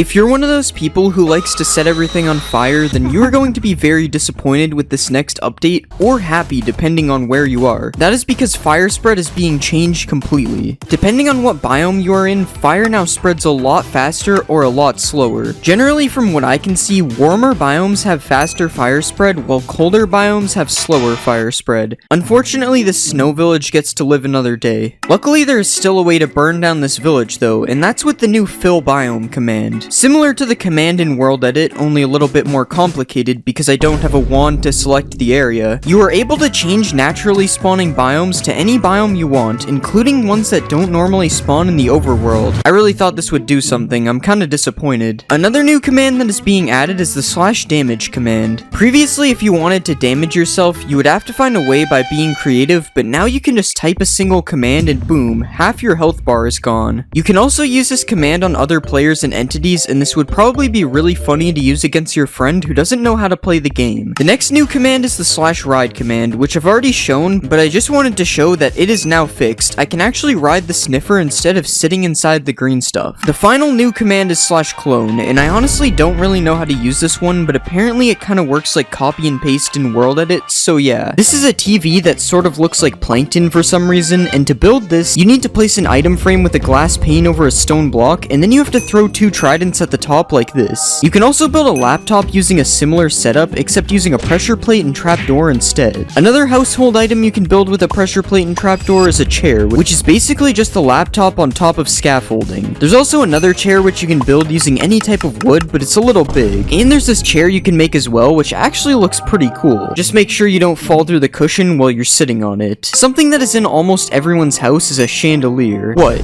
You don't have one? Okay, maybe it's not this fancy, but I'm sure everyone has a small chandelier that can be built like this with signs all around the outside of it. It's more like a lamp, I'm pretty sure, but calling it a chandelier makes it seem fancy. If you want to build a kitchen, you'll probably need a fridge, and luckily you can build one using quartz, some item frames with this slab in it, and some banners. And if you even want to take this a step further, you can place a dispenser behind the banner and then put some food in it so it's more realistic. Speaking of food, you can use a waterlogged slab to make pasta like this, and you can also use a dispenser to place some armor stands inside of a slab and make a tiny grill cooking meat like this. If you eat too much food, you're gonna want to use the bathroom, and luckily you can make a toilet by placing a diamond helmet as water under a stair like this. And after using the bathroom, you might want to light some scented candles, which you can make really long by placing an end rod underneath. Finally, you can make a garbage bin that actually works by placing a bunch of paintings around a cactus. And if for some reason you want a large clock in your house, you can build one by placing some slabs on the side, a slab and sign like this, a block with an item frame on top, and then a bell in the middle.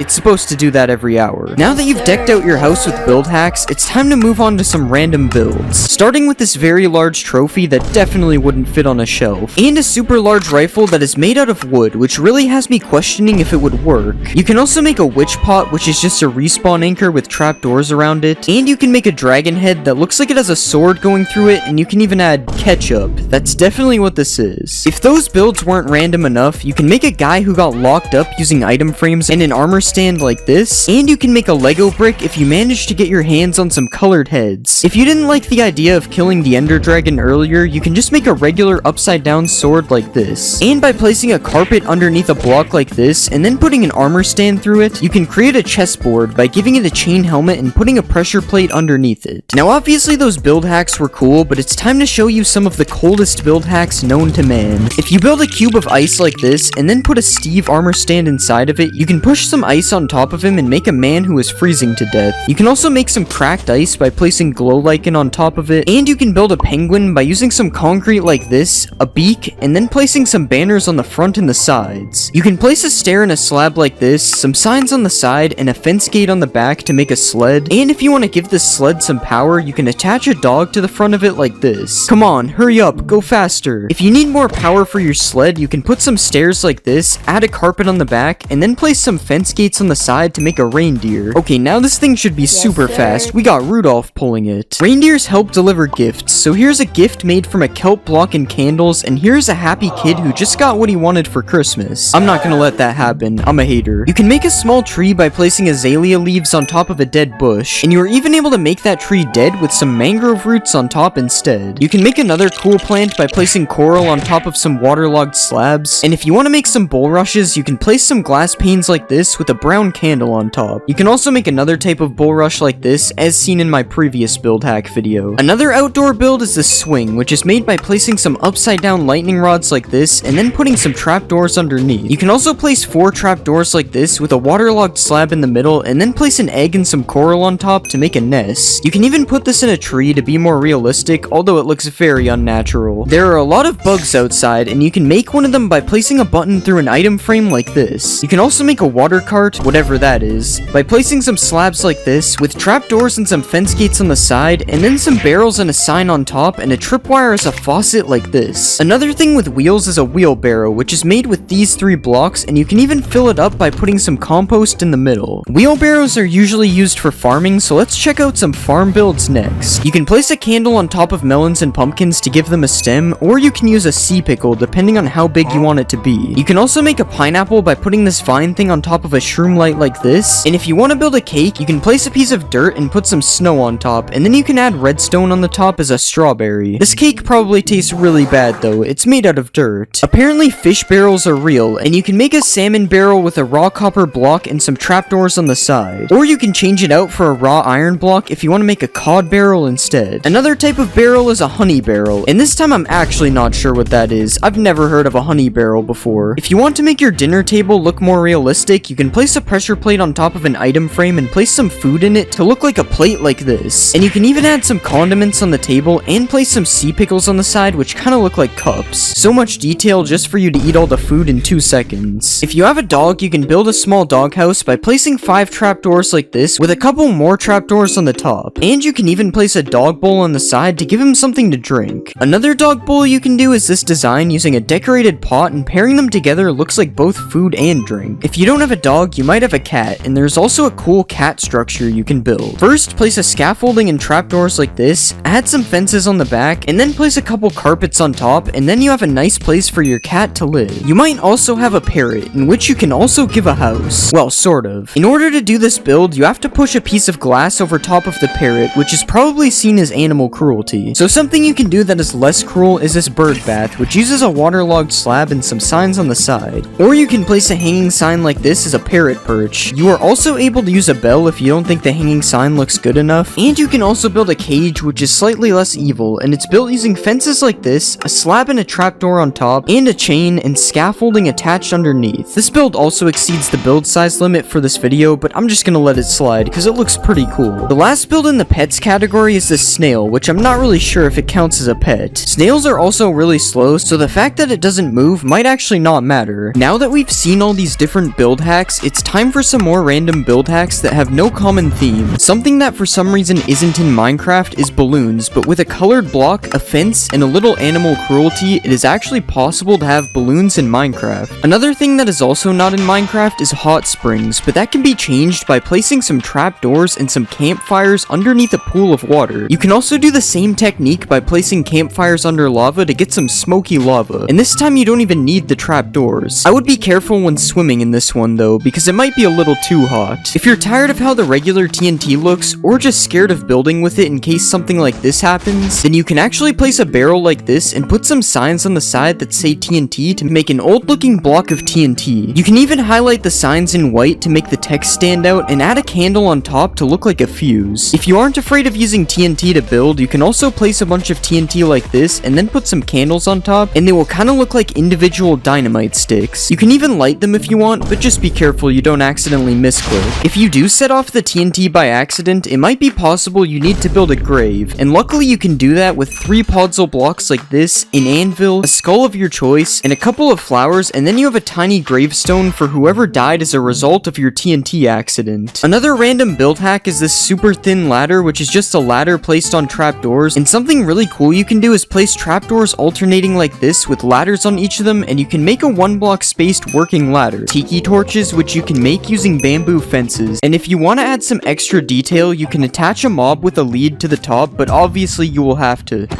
You can also make one of those bulrush things that are found in swamps, and if you want to make corn, you can place a bamboo fence on top of 2 bamboo sticks instead. You can also place some bamboo fences alongside some real bamboo to make it look like dead bamboo, and you can even take it a step further with some oak fences which look extra dead. If you want to sell some bamboo on the black market, you can place some signs around the bamboo blocks and it will look like it's packaged up, or you can also stack a bunch of bamboo rafts to make a pile of bamboo. Another cool thing you can do with bamboo is place an item frame underneath a bamboo button to make a block of cheese, but this is probably some pretty moldy cheese. There are a lot of things you can make with a decorated pot, such as this pillar design, this tiny lamp, or this palm tree, which you can even mix with some of the different designs to look like carvings in the wood. But something really cool you can do with these pots is if you place one of these in the ground and then you put a carpet on top of it, it kind of looks like a pet bowl for your dog or your cat or your person. You can also place a pot underneath a moss carpet, and depending on what's around you, it can either look like an anthill or a landmine. If you place these pots with a bunch of gold, they kind of look like money bags, and if you place them with some TNT and then light a candle on top of it, it kind of looks like a bomb that's about to explode. Speaking of bombs, you can also hang one of these pots from a chain and then put a campfire under it like this, and it kind of looks like a cooking pot. You can also build a faucet type thing coming out of the ground and then place a glass pane in a pot underneath it to make it look like it's being filled up with water. Another cool thing you can do is place some pots in a palm tree and they will look like coconuts. And you can place a pot as a base for a streetlight like this, or you can even place it at the bottom of some bushes, which looks slightly better than a cauldron. You can also place a couple of these pots on top of a house, and if you combine this with some cobwebs, it actually looks like a chimney. But one of the most interesting uses for these pots is to make a punching bag that you are actually able to use in game. Okay, you can't really use it, but you also can't tell me I'm not punching it. Now obviously those hacks are cool, but it's time to show you some of the most illegal build hacks known to man.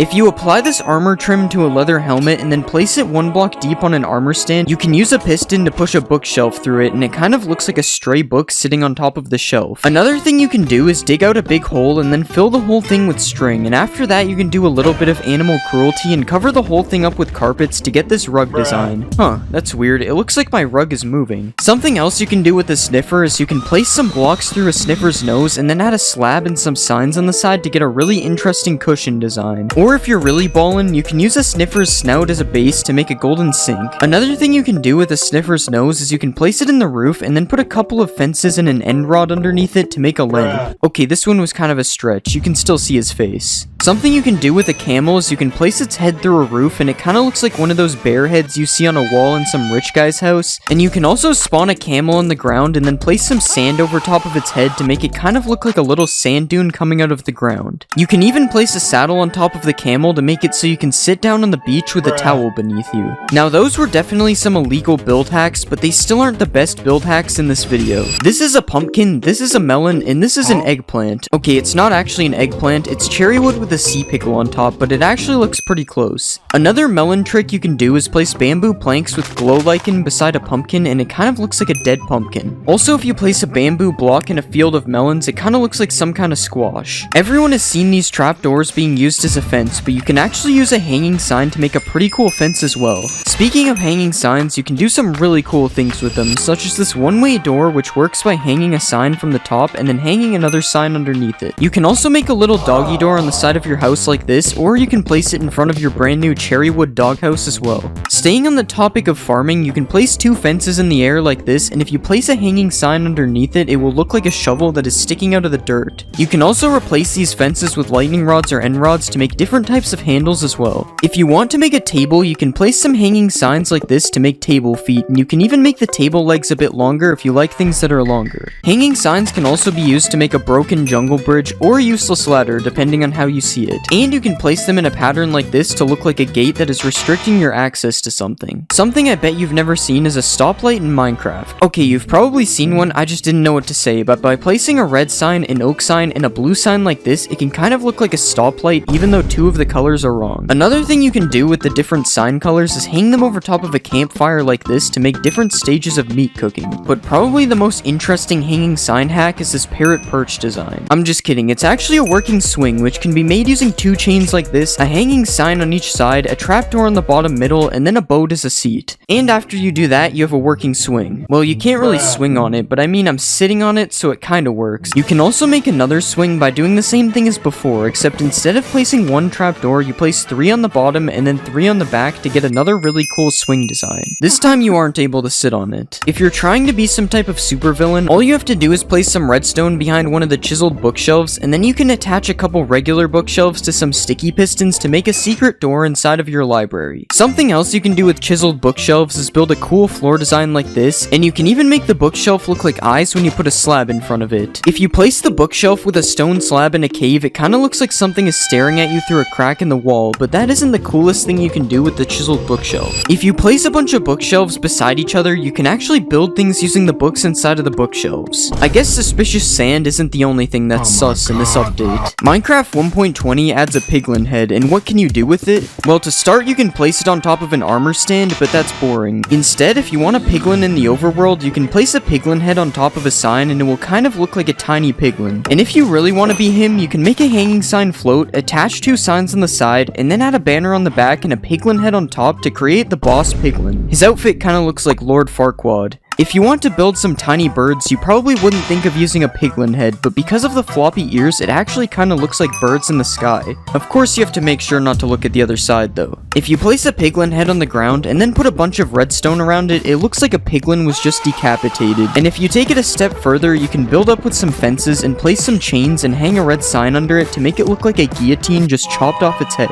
Have you ever wanted to build a giant snail? You probably haven't. But you can by placing a cherry slab, a sideways cherry log, and a nether brick wall with a couple of candles on the top. Now we have giant snails to go with our giant spiders. Another giant animal you can build with cherry wood is a pig. If you place 2 upside down stairs like this and add some slabs on the top, you get a pig. You can then add a button on each side for eyes and a cherry button for a nose and a tail for extra detail. Speaking of pigs, you can also make pork with cherry wood. If you place a sideways cherry log and then attach it to 2 fences using chains, it kinda looks like a piece of ham is being cooked over a fire. Another cool cherry wood build is this garden fence, which can be made using an illegal trapdoor technique that I didn't even know existed. You can even climb this thing if you try hard enough, so that's cool. Another thing you can put in your garden is a cherry tree, but not that one is lame. If you use cherry fences as logs and pair it with azalea leaves, you can make a really cool looking miniature tree. Something else that looks cool is this trapdoor window, which you can make using bamboo or cherry wood trapdoors depending on your build. In Minecraft 1.20, a pink boat will be added, but if you think this design is boring, you can actually make your own pink boat instead. If you place some slabs in the water like this and then add a fence in the middle, you can move 2 boats as close to the fence as possible and then add some trapdoors on the side and a flag on the top to make a better looking boat. The only problem is this boat doesn't really move. If you place a netherite upgrade in an item frame, you can use it as an up or down arrow for like an elevator or something, I don't really know. This is chiseled copper, and because of this cool X design on the sides of the block, it actually makes a really nice crate if placed with some other crate looking things. And if you place these blocks in a 2x2 like this, and then place signs all around the sides, you can make an even bigger and better looking crate. You can also mix in some of the brand new copper trapdoors on the side of the crates, and you can even change the middle block to make some empty looking crates. Or we can just remove the block in the middle completely, and we get a cool little animal house. I promise I'm gonna let him out, guys. If you want to make a more humane pet house, you can place some trapdoors like this, add some carpets on the bottom, and then put the new heavy core in the front, which kind of looks like a food bowl. And if you want some more food for your pet, you can place a chiseled copper like this and put a sea pickle on the top, and it kind of looks like a melon or something. We should probably just stick to the actual melon though. I don't know if I cooked with this one. You can place some copper trapdoors on top of campfires like this to make a cool looking stove, and now we can cook the melon if we want. And if you want to make a chair to sit down and have a meal, here's one chair design using the new trapdoors, and here's another. This chair is a little bit goofy. In real life, it would be like 3 meters tall. Another new block coming in 1.21 1.21 is the crafter, which surprisingly has a lot of different building use. To start, you can make a stove by placing the crafter on top of some campfires, and then adding a few more kitchen details like this. And you can also use a crafter as cabinets if you place it facing this way instead. Who knew the crafter was the ultimate kitchen block? The bottom of the crafter can also be used as a roof, so I guess that makes it the third time it's used in this kitchen. And if you place it on the ground, it kind of looks like some kind of mat that is meant to keep the floor clean. Might as well just build the whole house out of crafters at this point. More household items that can be built with a crafter is this PC where the crafter is used as a monitor, or you can go all out and build a flat screen TV using 2 different angles of the crafter like this. Don't mind me, just sitting on my crafter couch watching my crafter TV. You can also place a crafter like this and then put a few seats around it to create an actual functioning game of tic-tac-toe. Okay, how am I losing to myself? And if you want to protect your house from intruders, you can use the crafter as a keypad like this. If you place a tough wall with a trapdoor on each side, and then add a crafter on top, and place a few more details like this, you can make a telephone booth looking thing like this. And if you look at this side of the crafter, it kind of looks like a face, which means you're actually able to build the crafter man like this. Now I know why we installed the security on the first door. This guy's not messing around. Coming up next, we have a few build hacks that are pretty tough.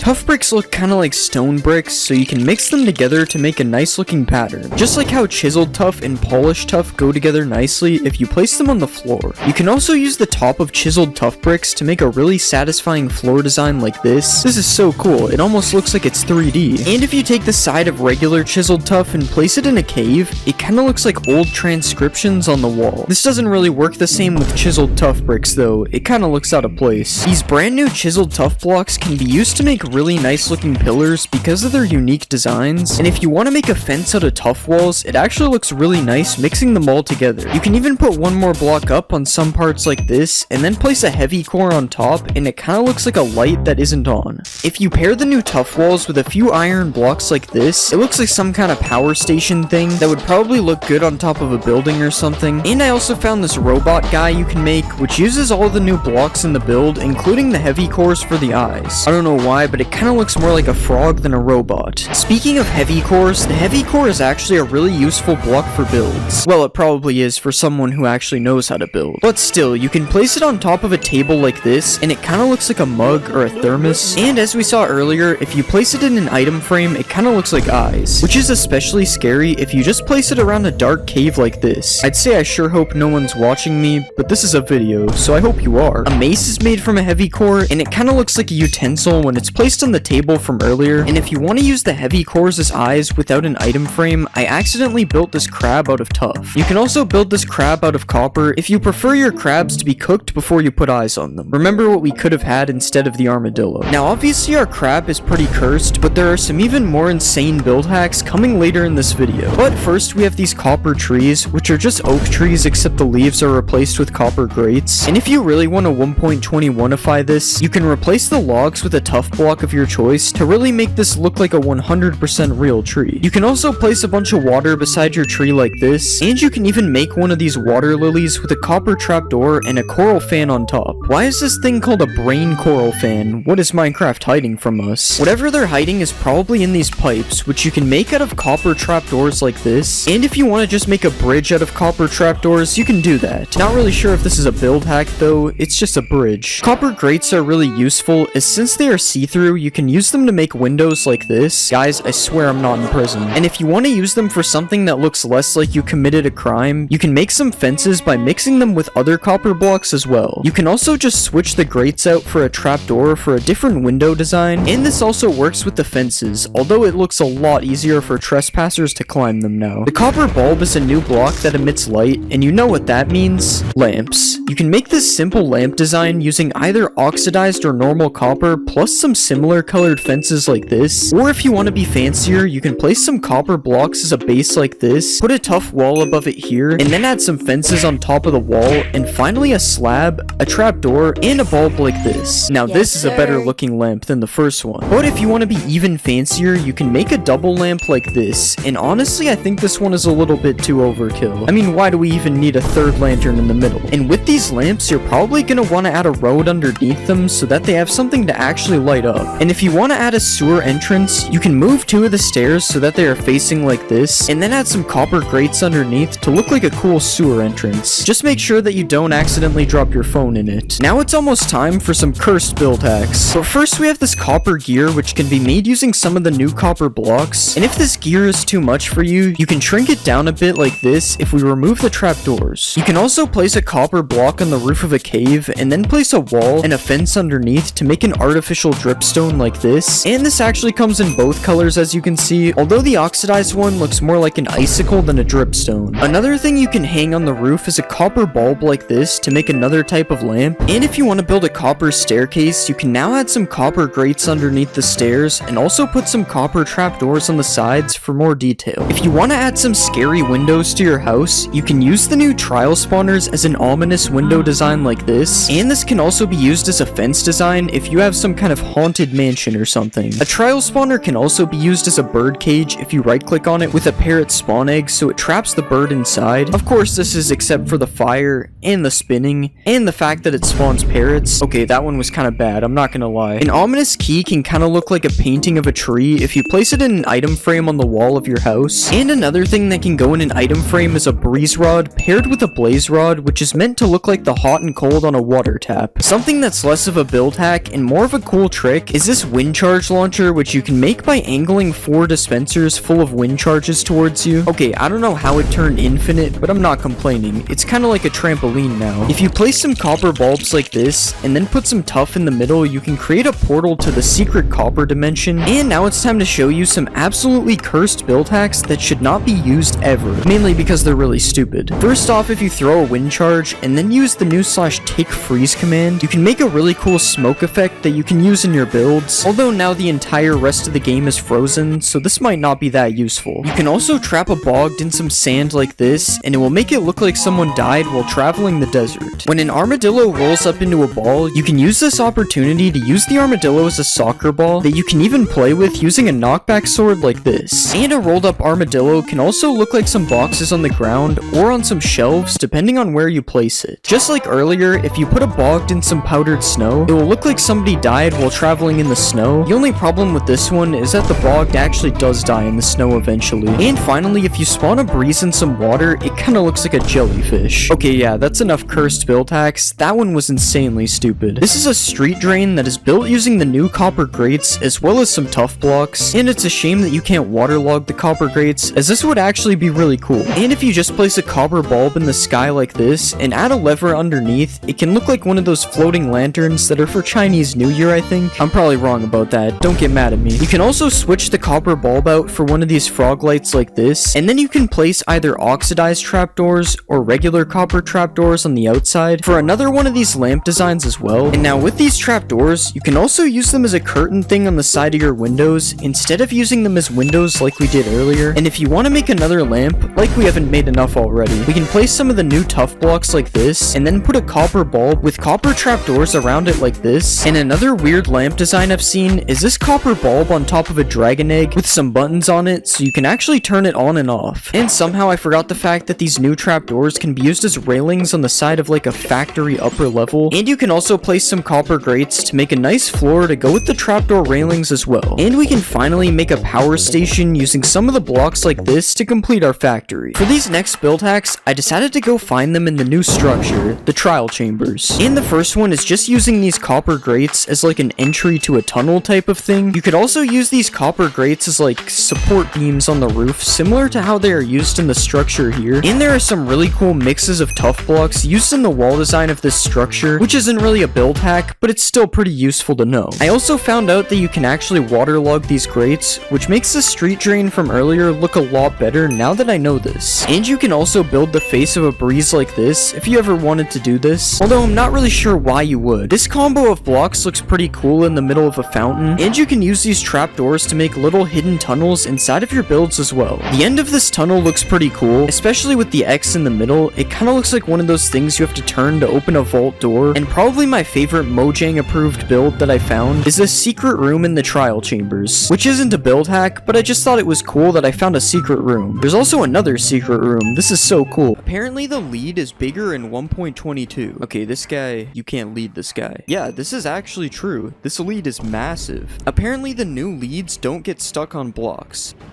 Okay, it went up that block. Yo, this thing's kind of moving. This might be true. Okay, this is the ultimate test. Oh, and it's gone. This one is not true. Can you attach a mob to another mob? So with the new leads, I should be able to attach 2 mobs together. Just gotta crouch. Yeah, it's true. We got a pig centipede. If you can chain mobs together, can you chain people together? Okay, I'm trying to lead myself and it's not working, but I wonder if I can give a lead to another player. Nah, I can't do this either. Can I attach a mob to a happy ghast? Okay, we'll attach the pig and... Okay, never mind. The pig's not there. That doesn't work either. Okay, I finally got the pig to attach, so this one's true. The happy ghast is able to carry mobs. And just like in the Minecraft movie, you are able to do this with boats. It's just like how the ghasts carry piglins in the movie. So logically, I have to try attaching a boat to a regular ghast. Alright, let's bring it over to the ghast. Nah, you can't attach it to the ghast. I mean, if you count me as a ghast, it does work though. This isn't a new thing, but apparently you can make a llama train with a lead. So by putting a lead on a llama, I get a train of llamas. Yeah, they actually all just follow me. But I wonder if you can make a llama train with a happy ghast carrying it. Let's just attach this. And yeah, they're all following the one in the air. You can make a flying llama train. I also just found out that llamas have cool carpet designs. Like, I just never knew anything about llamas. We've seen a happy ghast make multiple mobs fly, but can it make a player fly? Okay, I'm attached. Wait, I swear I just moved. I'm kind of getting pulled. Okay, so if I take my happy ghast all the way up here... Okay, I'm up high. It should pull me now. Now it's just doing nothing, bro. I swear it worked. I don't know. I'm like 90% sure it worked. I'm gonna have to say that one was half true. According to Minecraft's new snapshot, clouds are now rendered further out. So I'm turning clouds on. Okay, that is like super far out. It is definitely true. Yeah, you can see the clouds from like further than my render distance. That's kind of cool. Apparently leads can now be taken off fences. So before, the lead would just break if you right-clicked it. And now when I right-click it, it's supposed to just give me the lead. Yeah, this one is true. It attaches to me. You can also shear to remove a lead now, and this is useful when you have multiple mobs leashed together, because right-clicking the lead would just give it to me instead of removing it. Is it possible to walk on a happy ghast? I'm not talking about the one I'm standing on right now, one without a harness. Yeah, you can also walk on one without a harness. That's pretty cool. But now let's try it on a regular ghast. Okay, that is not possible. This is definitely going to be used to troll people on parkour maps or something. Apparently, if you stand on top of a happy ghast, it will start flying down. So you gotta fly up a bit for this to work.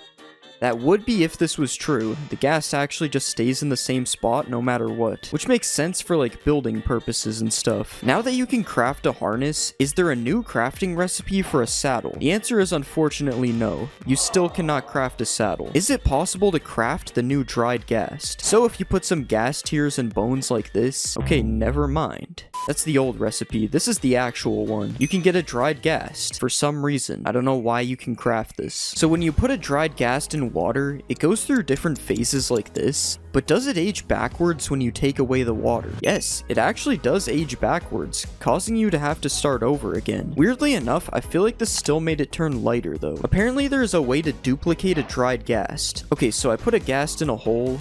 That did not duplicate it. Yeah, I don't think this one is true. Apparently there is a new way to get the Roblox camera in Minecraft. So with the attribute command, I can change my camera distance like this. Okay, 2 actually zooms me in. What about 200? Okay, this is more like it. This is definitely a crazy camera angle. It doesn't work in first person, because I don't think that would really work. But you can zoom your camera out like you're in Roblox now. Is there a new achievement for correctly placing a creaking heart? Yeah, there is. Heart transplanter. Looks like I am now a heart surgeon. Can you enable the locator bar in single player? So let's go to experiments, and there is the option to enable it, but it clearly says multiplayer. Whatever, let's just try it. I'm 90% sure that that is an XP bar. I don't think that's the locator bar. I don't think there's a game rule for it either. Apparently the locator bar hides you when you're crouching. So you can see my other account on the bar right here. And I'll just go here and toggle crouch. Now let's go back to the other game. And it gets rid of the locator bar. This is true. I feel like this was pretty obvious, to be fair. Now what seems less obvious is hiding with mob heads and carved pumpkins. So we'll try the mob head first. And yeah, there's nothing on my locator bar. This is true. And now we'll also try try a pumpkin head. The pumpkin head also removes you from the locator bar, which is really weird considering name tags still exist when you wear these things. Is it possible to find a big fallen jungle tree? So in jungles, there are little fallen trees like this one, but can I find a big one that's fallen? This is going to be harder to look for than I expected.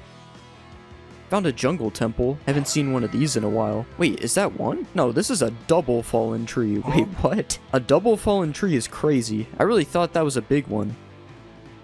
Yeah, I'm not gonna lie, this is probably not true if I haven't seen one yet. But can I find a big fallen tree in a pale garden? I would assume that this is probably not true as well. Yeah, I don't think there's even a point in looking. It's probably the same as the jungle. And I'm not even gonna try the roofed forest, because it's basically the same thing. Can I bring a pet with me onto a happy ghast? So let's just spawn our ghast here. Wait, this is a regular ghast. That is not a happy ghast. Okay, now can the dog get on the happy ghast with me? He's just kind of looking at it. Maybe if I go down? Nah, I don't think this is true. Since you can feed happy ghast snowballs, I wonder if snowballs damage regular ghasts. I'm not even gonna spawn a ghast. I feel like I'm on the hunt right now. 12 seconds later. Okay, this is very loud screaming.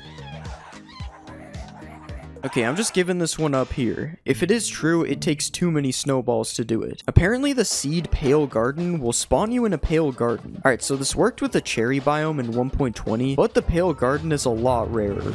Okay, this doesn't look like a pale garden. Yeah, it's a nice spawn, but it is not a pale garden. This one is not true. Apparently the new desert ambience sounds can be played with a single sand block. So I'm placing a sand block down, and now it's time to listen to the sand. Yeah, the sand does not talk. It's false. If you leave a happy ghast, will it stay in the same place? So I'm just gonna fly until we can't see our ghast anymore. Okay, we can't see the ghast anymore. Let's head back. Yeah, it's still chilling around the same area. Apparently happy ghasts follow you with a harness. So this doesn't work on a ghast that already has a harness, but does it work on a newly spawned one? Yeah, the ghast follows you when you hold a harness, which makes it a lot easier to put a harness on it if you're not in creative. Can you put a happy ghast in a boat? Doesn't look like it. He's flying away. Can you even put a regular ghast in a boat? Okay, I guess you can't put either in a boat. Kind of a dumb myth, but do ghasts attack happy ghasts in the nether? I don't think they attack each other in the nether. It would be cool if there was like ghast wars or something. Does a ghast turn happy if it comes through to the overworld? Okay, we're just spawning a ghast. We're not bringing it through. Will this ghast turn happy thanks to the overworld? Okay, it's been a while, so I'm doubting that this works, but it really should work. I think it would make the Uneasy Alliance achievement make more sense as well. Now let's try the reverse. Does a happy ghast get unhappy in the nether? So this is the happy ghast from 2 myths ago. This ghast has been in here for about as long as we were testing the last myth, and there's still a smile on its face. I mean, we could leave it for a little bit longer, but I think this is false considering you're supposed to be able to bring happy ghasts to the nether. Now it's time to see if a regular ghast will follow a happy ghast to the overworld. Maybe the regular ghast will see it go through and try to see what's on the other side. These things are way too slow, man. I think we're gonna need a little bit bigger of a portal to get them through. Let's make one of those giant portals. Okay, that's gonna be big enough. Oh, our ghast is dying for some reason. Okay, yeah. As expected, the other ghast is not coming through. I feel like this video has been all about happy ghast facts, so here are some extra happy ghast facts. When spawned, a ghastling will try to follow a player or an adult non-aquatic passive mob within a 16 block radius of it. A ghastling takes about 20 minutes to turn into a happy ghast if the process isn't sped up with snowballs. Happy ghasts cannot be bred and are only spawned through adding water to dry ghasts. Happy ghasts slowly regenerate health, and they regen faster during rain or when they are flying at the same height as clouds. There is a new achievement called Stay Hydrated for when a dried ghast is placed into water. Apparently the ghast has a new texture, so I've been looking at ghasts the whole video and I haven't noticed anything, but I'll try to find a ghast from an older version and put a side-by-side comparison. I thought this one was fake, but after seeing the old ghast, it is true. The new one is more HD to match the smile on the happy ghast. Apparently you can clutch using the new wind charges. Okay, so let's just jump off here. And yes, this one is true. I didn't take any fall damage. And speaking of fall damage, does a breeze take any fall damage? And yeah, this one is true as well. All breezes were harmed in the making of this video. Does the seed trial chambers spawn you directly on top of the new trial chambers? No, it looks like this one isn't true, unless it's invisible. Apparently, alongside taking no fall damage, breezes also deflect arrows. Okay, this is insane. The breeze might be the most powerful mob, or maybe not. Can a wind charge launch TNT? Okay, so we've already clutched with a wind charge, now we're making a TNT cannon. Yeah, it works, but it doesn't really send it that far. Can you make a trampoline with dispensers and wind charges? So if we just fill a bunch of dispensers like this, and then put a pressure plate in the middle, we should get launched super high. And yes, this one is true. It sent me way higher than 8 blocks. Can you one-shot the Ender Dragon with a mace? Okay, I'm pretty sure this one is true, but I heard they nerfed the mace a bit, so I gotta try it again. And yeah, this one is still true, although this isn't much better than just using beds. Apparently there is also new Minecraft credits. I don't actually know if this is new. Has anyone ever seen this background? Does a mace work with slow falling? This is so slow. They weren't messing around when they said slow falling. No, this one is not true. You have to risk death to use the mace. Can you put channeling on a mace? No, you can't put channeling on the mace. You cannot become Thor. Can you make a Warden trial spawner? Yeah, if you right-click the trial spawner with a spawn egg, you can make any type of trial. I think I'm gonna be doing this from now on. Does mining a trial spawner give you loot? No, it gives you nothing. It's just a waste of time. Can you mine a trial spawner with Silk Touch? I'm gonna regret breaking this thing again, aren't I? Yeah, this one is also not true. There is no reason to break the trial spawner. Apparently you can't suffocate in a copper grate. So if I just press this lever here, yeah, I'm just chilling. Kinda looks like I'm in jail though. Guys, please subscribe so I can make bail. Does a beacon beam shine through a copper grate? Yes, this one is actually true, but it doesn't change the color of the beam, unfortunately. Will the luck effect give me better trial loot? Who put cave spiders in a trial? Yeah, this one is probably not true. I don't think this is very good loot. Are spiders afraid of armadillos? So this one doesn't really make any sense. I don't know what kind of gang rivalry they have, but it's true. Will a wind charge travel forever if it doesn't hit anything? So let's throw a wind charge. Yeah, that one traveled really far, so I'm gonna have to say it's true. Can you dye wolf armor? Yeah, this one is true. Now dogs can finally have some drip. And apparently you can also dye horse armor? I've never heard of this before, so let's see. Okay, it obviously doesn't work with diamond, but let's check leather. Yeah, this one is true. Has this always been in the game and I'm just stupid? Every time there's a new update, we gotta try to Jeb underscore a mob. Nope, you cannot get rainbow dog armor. What about putting an armor trim on dog armor? No, this one is also not true, but it's understandable, because that would be too much drip, honestly. Apparently mobs can't see you through copper grates, so I'm just gonna put myself in jail for the second time this video. And yeah, the mobs just can't see me. I guess these fences really work. Can you break a decorated pot with a firework? So I've heard of breaking these with projectiles, but not a firework. And yeah, this one is true. That's actually really cool. And not only can you break one decorated pot, apparently you can break multiple at once. Yeah, this one is true as well, and it's actually super satisfying to watch. Can you shear a wolf to remove its armor? Okay, so they're just making anything up now. Never mind, this one is true, for some reason. Why? And you can also dispense a brush onto an armadillo for a scute. I bet you didn't expect that, because it doesn't really make any sense. And just when you thought it can't get weirder, there is apparently an infinite scute glitch. Yeah, this only works in creative for some reason, because the brush will break in survival, but it's still kind of funny that my man can just never go bald. Apparently there are multiple new music discs in 1.21, so usually there is only one new music disc, but yeah, it appears there is more than one new music disc this time. Why does this sound like an epic Christmas song? Can you name a boat in 1.21? So I'm pretty sure I've tried this before and it doesn't work, and yeah, you still can't name a boat. Nothing has changed. Is there a new copper dimension in this update? Of course there isn't. Mojang is never gonna add a new dimension. Does a copper bulb stay activated with no redstone? So let's just break all this. Yeah, this one is true. I wonder if it ever runs out or just kind of stays like this. Speaking of running out though, apparently oxidized copper bulbs are dimmer. Yeah, this one is true. So I guess it does sort of run out unless you got some wax. Can you make ominous splash potions? Nope, I can't even put the ominous potion in the brewing stand. Does the new oozing potion cause an infinite slime glitch to happen? So if you kill something with an oozing effect, it drops slimes. But what happens if you kill a slime with the effect?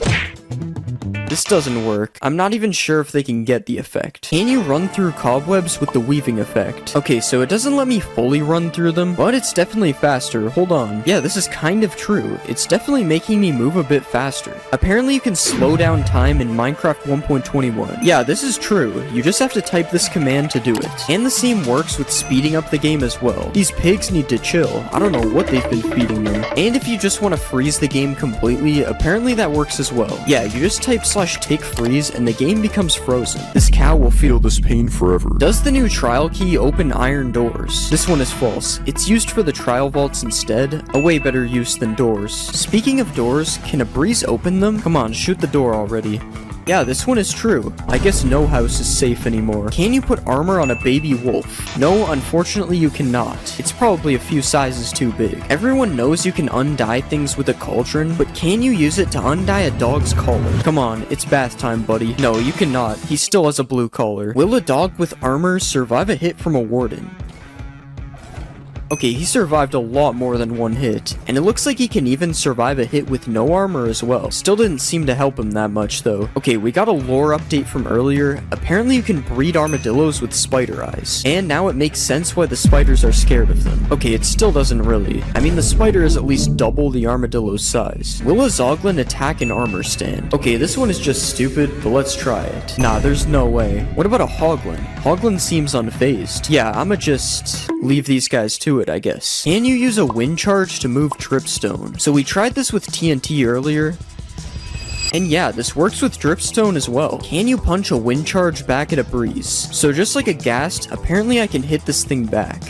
Yeah, it's true, which makes me question why we can't do this with blazes. Another thing to do with breezes and blazes is they both have rods, and the rods just don't look the same when you hold them. This isn't a myth, it's just something that really annoyed me when I found out. Will trial spawners spawn mobs when there's light? So if you light up a normal spawner, we all know it won't spawn any mobs. But this is not the case for trial spawners. Apparently you can shoot through a copper grate, so this has never worked with anything else before, but let's try it. No, this one is not true. Is a bog able to breathe underwater?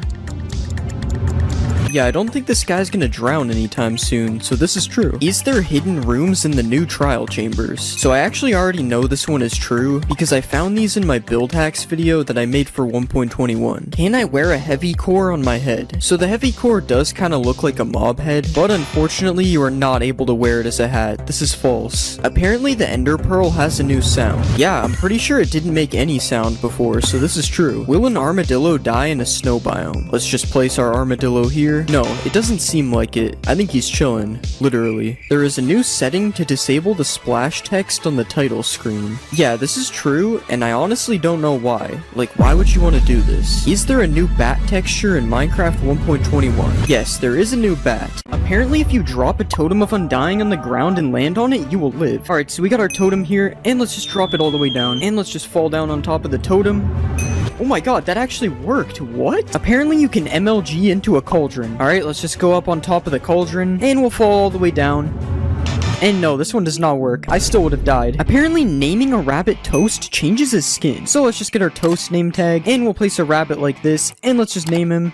And yeah, it actually changes his skin. I've never seen this skin before. That's actually pretty cool. Apparently an Enderman can stand in a cauldron. So as you know, when you put an Enderman in water, it just TPs away like that. But what if you put an Enderman in a cauldron? Wow, he's actually just standing in the water. He doesn't even TP away. Can fish breathe on land with water breathing? Alright, this one sounds really stupid. There's no way this will work, but let's try it. And now the fish has water breathing, so let's see if it suffocates. Okay, yeah, the fish is taking damage and he died. This one is false. Apparently a gold pickaxe mines faster than netherite. So this is how fast netherite is able to mine stone, and this is how fast gold is able to mine stone. This is actually true. It's noticeably faster. But for some reason, when you put efficiency 5 on both of the pickaxes, the netherite one becomes faster. I don't even understand how that works. Apparently you can make glowing signs. So if we just take our regular sign here, and we get a glowing sack, apparently this will make it glow. No way, it actually makes it glow. How did I not know this exists? Apparently you're also able to dye signs. Alright, so it's the same thing as the ink sack. And yeah, this one works as well. This is so cool. You guys should definitely do what it says on the sign, by the way. It's not me telling you, it's the sign. Apparently you can tow a boat with a lead. So we have our boat right here, and let's just right click it with the lead, and nothing seems to be happening right now. But what if I put a pig in the boat, and then I put a lead on the pig? Okay, it just takes the pig out of the boat. This one isn't true. Apparently 1 block of water is able to hide hydrate crops that are 4 blocks away. So let's just put our water here, and we'll just hoe all this dirt. And yeah, it's hydrating the crops all the way over here, even though the water is here. Can you smelt an iron door into iron nuggets? So as you know, you can smelt gold and iron tools into nuggets like this. As you can see, I have a nugget right here, but can you do this with iron doors? No, it doesn't look like anything's happening. This is false. Will a baby villager jump on a bed? So let's just spawn a baby villager like this, and apparently he's supposed to just jump on this bed randomly. Okay, well right now he's following his parent, so we have to take care of that. And now let's see if he jumps on this bed. Okay, he's standing on the bed, and yeah, he's jumping on the bed. This one is true. Apparently throwing an XP bottle upwards gives more XP. So let's just throw it down first, and we got exactly 1 level. And now let's try throwing the bottle upwards. And we got a little bit more XP. This one might be true, but it also might be random, so I'm not really sure if it's true or not. Apparently there's an easy trick to find diamonds 100% of the time. So if we go to the middle of a clay patch like this, and then we go 6 blocks south, apparently under the 7th block, there will always be diamonds. So let's just mine down like this, and we found gold, but that's not diamonds, so let's keep mining, and we've hit the void, and there's no diamonds. I don't think this one is true. Apparently a hoglin can survive a 50 block fall. So we have our hoglin here, and I'm sorry buddy, but you're going off the edge. And no, the hoglin did not survive. This one is false. Apparently you can sleep underneath lava without dying. So we have our lava bed here, and let's just sleep in the bed. And wow, this is actually working. How am I even sleeping in here? Speaking of dying in lava, apparently witches can't die in lava as well. So let's spawn a witch, and she's dying right now. Oh wait, they actually drink the fire res pot and live. This one's true. Witches can't die in lava. Apparently the top of a desert temple fits a full beacon perfectly. So let's just fill in all of this with netherite, because you know this is a perfectly legit beacon. And yeah, now we have a perfectly fitting beacon. I guess we know who really built the pyramids. Apparently you can use a sweetberry bush to clutch.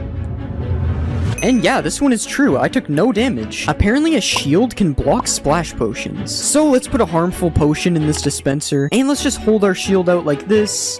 And this one is false. I still got hit by the potion, even though I was blocking it. Apparently foxes can make a 4-block jump. So let's just put a chicken up here, and we'll spawn a bunch of foxes down here. And yeah, they jumped up and got that chicken immediately. This one is true. Apparently you can walk over magma blocks and campfires without taking damage if you have Frostwalker boots. So let's just make the Frostwalker boots. And yeah, the magma's true. I'm not taking any damage. But what about the campfires? Yeah, this one is also true. That's so cool. I never knew this existed. But now this makes me wonder if you can walk in lava with Frostwalker boots and not take any damage. Okay, this one is not true. You still die to lava if you have Frostwalker boots on. Apparently you can mine a beacon with your fist. So let's just mine this thing. And yeah, it still drops the beacon. Even though it takes a while to mine it, this one is true. Apparently if you kill a zombie pigman in 1 hit, the other ones won't attack you. So let's just 1-hit this pigman. And yeah, they're not attacking me. This one is true. Can you put a pumpkin on a villager's head with a dispenser? So let's just trap our villager, and we'll put a dispenser here. Now let's add the pumpkin to the dispenser, and let's see if it puts this on his head. Yeah, this one's actually true. The villager's wearing a pumpkin now. Apparently you can trap a warden by quickly placing wool over top of him. So let's just start spawning our warden like this, and if we place wool like this, apparently this traps the warden. And yeah, this one is true. The warden is just kind of trapped in wool now. That's so funny. Apparently you can put out a campfire by right-clicking it with a shovel. And yeah, this is true. It puts out all the campfires instantly. Apparently if you right-click a villager during a raid, it will sweat. So let's just right-click this guy, and I swear I just saw water particles coming from him. Yeah, there's water particles coming from him. This one is true. The villagers really do sweat during the raid. Apparently a dolphin will pick up diamonds. So let's just throw some diamonds to this dolphin, and he's going back for them, I think. And yeah, the dolphin is picking up diamonds. That's so cool. He even throws them back to me. It's just like an allay, but underwater. Will a zombie chase an invisible villager? So we have our zombie right here, and let's just make this villager invisible, and we made the zombie invisible too. Okay, we have to redo that. Alright, let's just try this again. And yeah, he's chasing the invisible villager. This guy has some really good eyesight, I guess. Will a grindstone remove a curse from an item? So let's just put these pants in the grindstone, and no, it literally does nothing. It just keeps the curse of binding on it. Apparently if you trick a skeleton into lighting TNT, it will make creepers drop a ton of music discs. So let's just get the skeleton to shoot the TNT like this, and he shot the TNT, so let's see what happens. And yeah, they dropped a ton of music discs. That's so cool. I had no idea you could get music discs like this. Apparently you can milk goats. Okay, I don't know how I've never heard of this one, but it actually makes sense. So let's see if it gives me milk. And yeah, the goat actually gives me milk. How did I not know this is true? Can you put 2 parrots on your shoulder? So let's just tame our parrots like this. And we got 1 parrot on our shoulder. Let's go for 2. Okay, I don't really know if this one's true. He doesn't seem to be getting on. Oh wait, it actually worked. He got on my shoulder right when I thought it was false. Okay, I guess this one is true. You can dual wield emerald parrots. But can you get 3 parrots? I don't think so. He's just running away from me. Will a Totem of Undying save me from slash kill? Alright, so let's just slash kill. And no, the Totem of Undying did not save me, unfortunately. Apparently, throwing an instant health potion upwards will give you more health than throwing it down. So let's just throw a potion down like this. And as you can see, it gave me 2 hearts. So now let's throw one up in the air like this. And it still gave me 2 hearts. This one is false. Apparently, a witch can't die to instant damage potions. So let's just rain instant damage potions down. And yeah, the witch is just drinking instant health and it's countering it. This one's true. Can you make suspicious stew with a wither rose? So let's just put all these things in the crafting table. And yeah, you can make suspicious stew with a wither rose. This one is true. Will lightning turn a mushroom cow into a brown cow? So let's just spawn a lightning bolt. And yeah, it turns it into a brown cow, but not the brown cow you would expect. It's actually a brown mushroom cow. Will a baby piglin ride a baby hoglin? So let's get our baby hoglin right here. And we'll spawn a ton of baby piglins. And now let's see if one of these guys rides the hoglin. Okay, nothing is happening so far. Oh, and one of them actually is riding on the hoglin. This is true. And wait, multiple of them are stacking on top. You can make an entire piglin stack with this. This is so cool. Does soulfire do double the damage of regular fire? So let's just stand on the fire, and as you can see, it did half a heart to me. But now let's try standing on soulfire. Yeah, the soulfire does 1 heart, and the regular fire only does half a heart. This one is actually true. I had no idea. Apparently a flame bow can ignite a campfire. And yeah, that ignited the campfire. This one is true. Can you walk on powdered snow with frostwalker boots? Okay, so this one would make a lot more sense than magma, so let's see if it's true. And no, it doesn't look like it's true. I've sunken in the snow. Apparently new emerald armor was added in 1.20. So obviously there was no new emerald armor added in 1.20, but you can put this armor trim on a full set of diamond armor, and as you can see, it kinda looks like emerald armor, even though you can still see the diamond a little bit. So I'll say this one is partly true, I guess. Apparently if you breed 2 different colors of sheep, it'll combine their colors. So let's just breed these sheep, and it should make a purple sheep. And yeah, this is true. Now we have a baby purple sheep. This is kinda cool. Apparently you can farm crops in the nether. Okay, I'm not really sure why this would work, but let's just give it a try. Okay, and it kinda looks like these are hydrated somehow. Okay, I somehow placed 1 seed, but I'm not able to place seeds in these ones. That's so weird. So I guess this is partially true, I guess. I'm not really sure if this will actually grow. Apparently hostile mobs can't cross over rails. So let's just place some rails on the ground like this, and we'll spawn a bunch of zombies. And yeah, it looks like they can't get me past these rails. This one is somehow true. Apparently items can sink through mud into hoppers. So let's just throw some diamonds through here. And yeah, it looks like they sunk through the mud. Apparently if you ride in a minecart and then sleep in a bed, it'll make you sleep on the floor. Okay, it doesn't look like it worked. I'm pretty sure I'm still in the bed. This one is false. Apparently there will always be a lush cave underneath an azalea tree. So let's just try to find an azalea tree like this. Okay, and we finally found an azalea tree, so now we just have to mine underneath it. So let's just start mining down. And yeah, we've landed in a lush cave. This one is true. Apparently the warden can't kill you on carpet. So let's just stand on a carpet like this, and it's already looking kind of bad. I have the darkness effect. Okay, the warden is literally standing right beside me. There's no way he doesn't kill me, right? Okay, yeah, he's getting angry. Okay, yeah, that one's false. I don't know who thought of that. There's no way that was gonna work. Apparently you can make infinite water with only 1 water bucket. So if we place a block like this, and then mine out 4 like usual, and then we place our water right here, apparently if we put kelp on these blocks, it'll make an infinite water source. So let's just put kelp all over here, and it did change the water. So let's just break this, and yeah, now we have infinite water from only 1 water bucket. That's so cool. Will a Totem of Undying work in the void? So let's just fall into the void.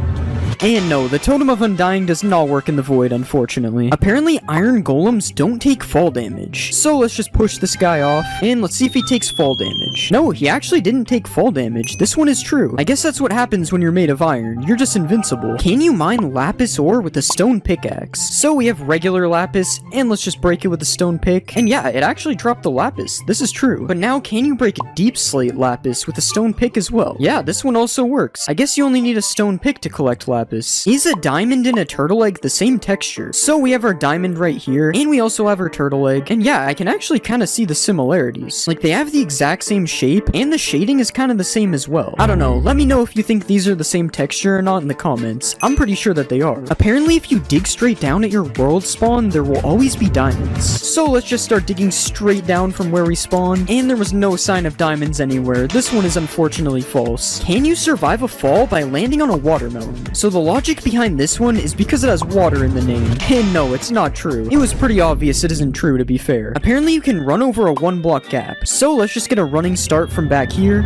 And no, I fell in the lava. Alright, let's just try it a few more times. And wait, I actually just ran right over the lava. Somehow this one is true, but it only happens sometimes. So I would still be careful if there's one block of lava like this. Apparently you can survive 4 anvils dropped on your head. So we have 4 anvils up here, as you can see. And let's just break the wood block that's holding all these anvils up. And yeah, I somehow survived 4 anvils getting dropped on my head. Although I'm stuck in the anvils now, so I'm not really sure if this is a good idea anyway. Apparently if you throw diamond armor into lava, it will turn into netherite. Alright, so let's just throw a full set in here. And yeah, this one is definitely not true. If you fall for this, you deserve it, to be honest. Apparently netherite armor can survive lava though. So let's just throw our netherite armor in. The netherite armor actually swam back up. This one is true. Can you combine 2 different types of stairs by putting them in the border? So let's just place our 2 stairs like this, and we'll put a piston behind them, and apparently this will combine both of the stairs. Yeah, this one is true, and this is so weird. Like, look at the 2 stairs mixing right here. I'm pretty sure this is not supposed to happen. Apparently turning a shulker invisible will make him lose his shell. Yeah, this one is true, and this looks so weird. There's literally just this little head right here. Apparently you can spawn a giant slime. So apparently using this command, I will spawn a giant slime. So let's just try it. Oh my god, this slime is massive.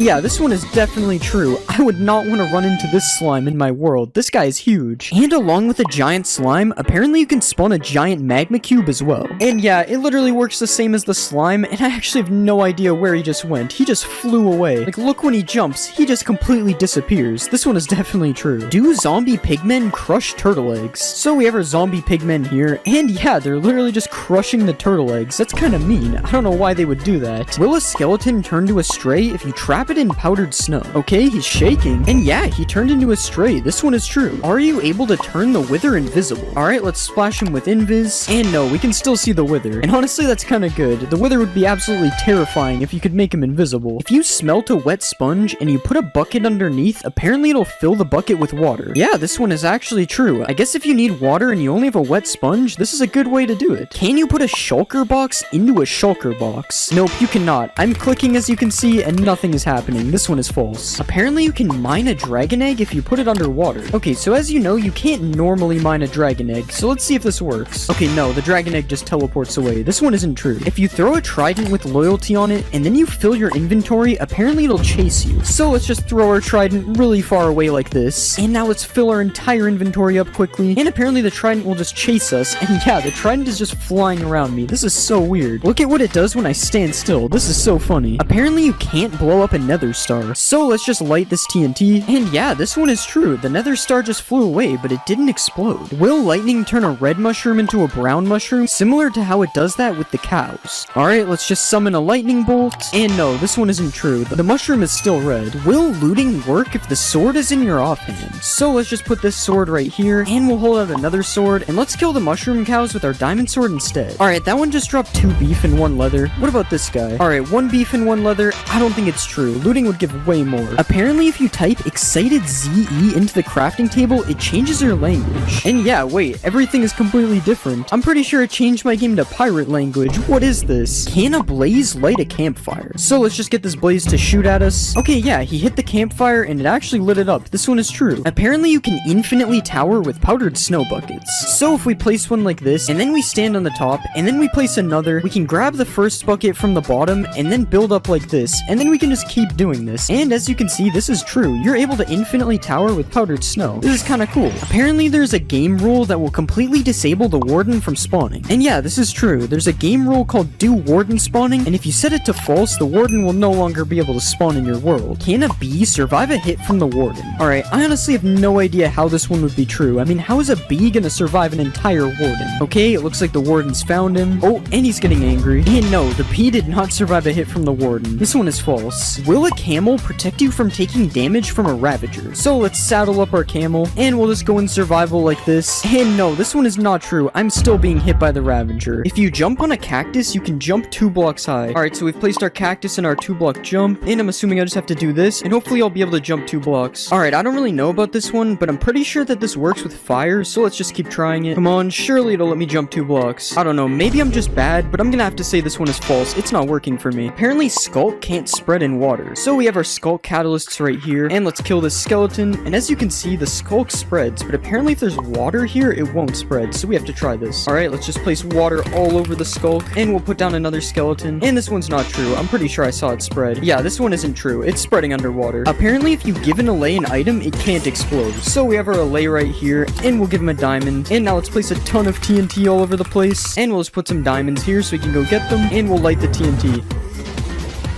The TNT didn't really hit him, but I didn't see him take damage. He just kind of got blown away, so I'm gonna say this one is true. Apparently, if you Ender Pearl and then go in the end, it'll send you back to the overworld. Okay, and we'll just throw an Ender Pearl all the way over here, and now let's go in the end, and it should TP us any second. Okay, yeah, this one is false. It would have TP'd us by now. Apparently, all cats in a witch hut spawn as black cats. So, as you can see, there's already a black cat right here, and we'll spawn our cats in the witch hut, and yeah, they're all black cats. That's so crazy. And as you can see, if I go over here, they're just normal cats. So it's literally just the witch hut. Wow, that's so weird. Apparently in the new update, you can summon the white enderman with a command. So I'm typing the summon command, and I don't see anything coming up for white enderman. This one is false. Apparently ancient debris resembles an old warped log. So we have a warped log here, and as you can see, this is what it looks like. And here's an ancient debris beside it. Apparently this is supposed to be an old warped log. It doesn't really look like it on the sides, but the top looks pretty similar. So I don't really know if this one is true. You guys let me know if you think this resembles a warped log or not. I honestly don't know. Apparently there's a secret room under the village well. I'm pretty sure these village wells have been in Minecraft forever, so I'm pretty sure I would know about this if there was a secret room. And let's just mine the blocks out under here. I mean, there's a cave down here, but I'm pretty sure that's not a secret room. This one is false. Apparently there's a secret new deep dark villager. So let's just spawn a villager. And no, this is just a normal villager. There's no new deep dark villager in this game. I'm sorry. Apparently there's a secret room hidden under the igloo. So if we break this carpet here, there's supposed to be a hidden room somewhere under here. Wait, there's actually a trap door. And there's a ladder down to the bottom. What's down here? And yeah, there's actually a secret room down here, and it looks like there's a thing to cure a zombie villager down here. And you get this chest with a golden apple, so all you need is a weakness potion. Oh wait, you can actually get a weakness potion here too, so you can literally just cure this villager right here. That's so cool. Apparently sniffers can sniff for seeds in the end. So we have our sniffer right here, and let's see if he can find some seeds. Alright, he's sniffing the air. This might be true. Okay, he's been sniffing for a long time, and he hasn't found anything yet. I don't think this one is true. Apparently there's a new bat in the new update. So let's just spawn a bat right here. And yeah, this is actually a new bat. This looks so cool. Apparently you can now put items in a decorated pot. So we have our decorated pot right here, and let's just right click it with these diamonds, and it's doing something. Okay, now let's right click it to see if they're in the pot. Okay, I don't know, the pot's just kind of wiggling. Maybe we have to break the pot. And yeah, the diamonds came out of the pot. This one is true. You can put items in pots now. Can you break pots with arrows? Alright, let's just shoot the pot. And yeah, this one is true, but it only drops bricks. It doesn't drop the pot. And just to be clear, you can break pots with every projectile, not just arrows. Can you give a snow golem fire resistance? Alright, so we have our snow golem right here, and let's just splash him. And yeah, he has particles, but does this actually work? And yeah, the snowman is just swimming in lava and not dying. This is the weirdest thing I've seen. Does an evoker turn blue sheep red? Alright, so we have our blue sheep here. I don't really know why this one would work, but let's just spawn our evoker, and he's doing something. And the sheep actually turned red.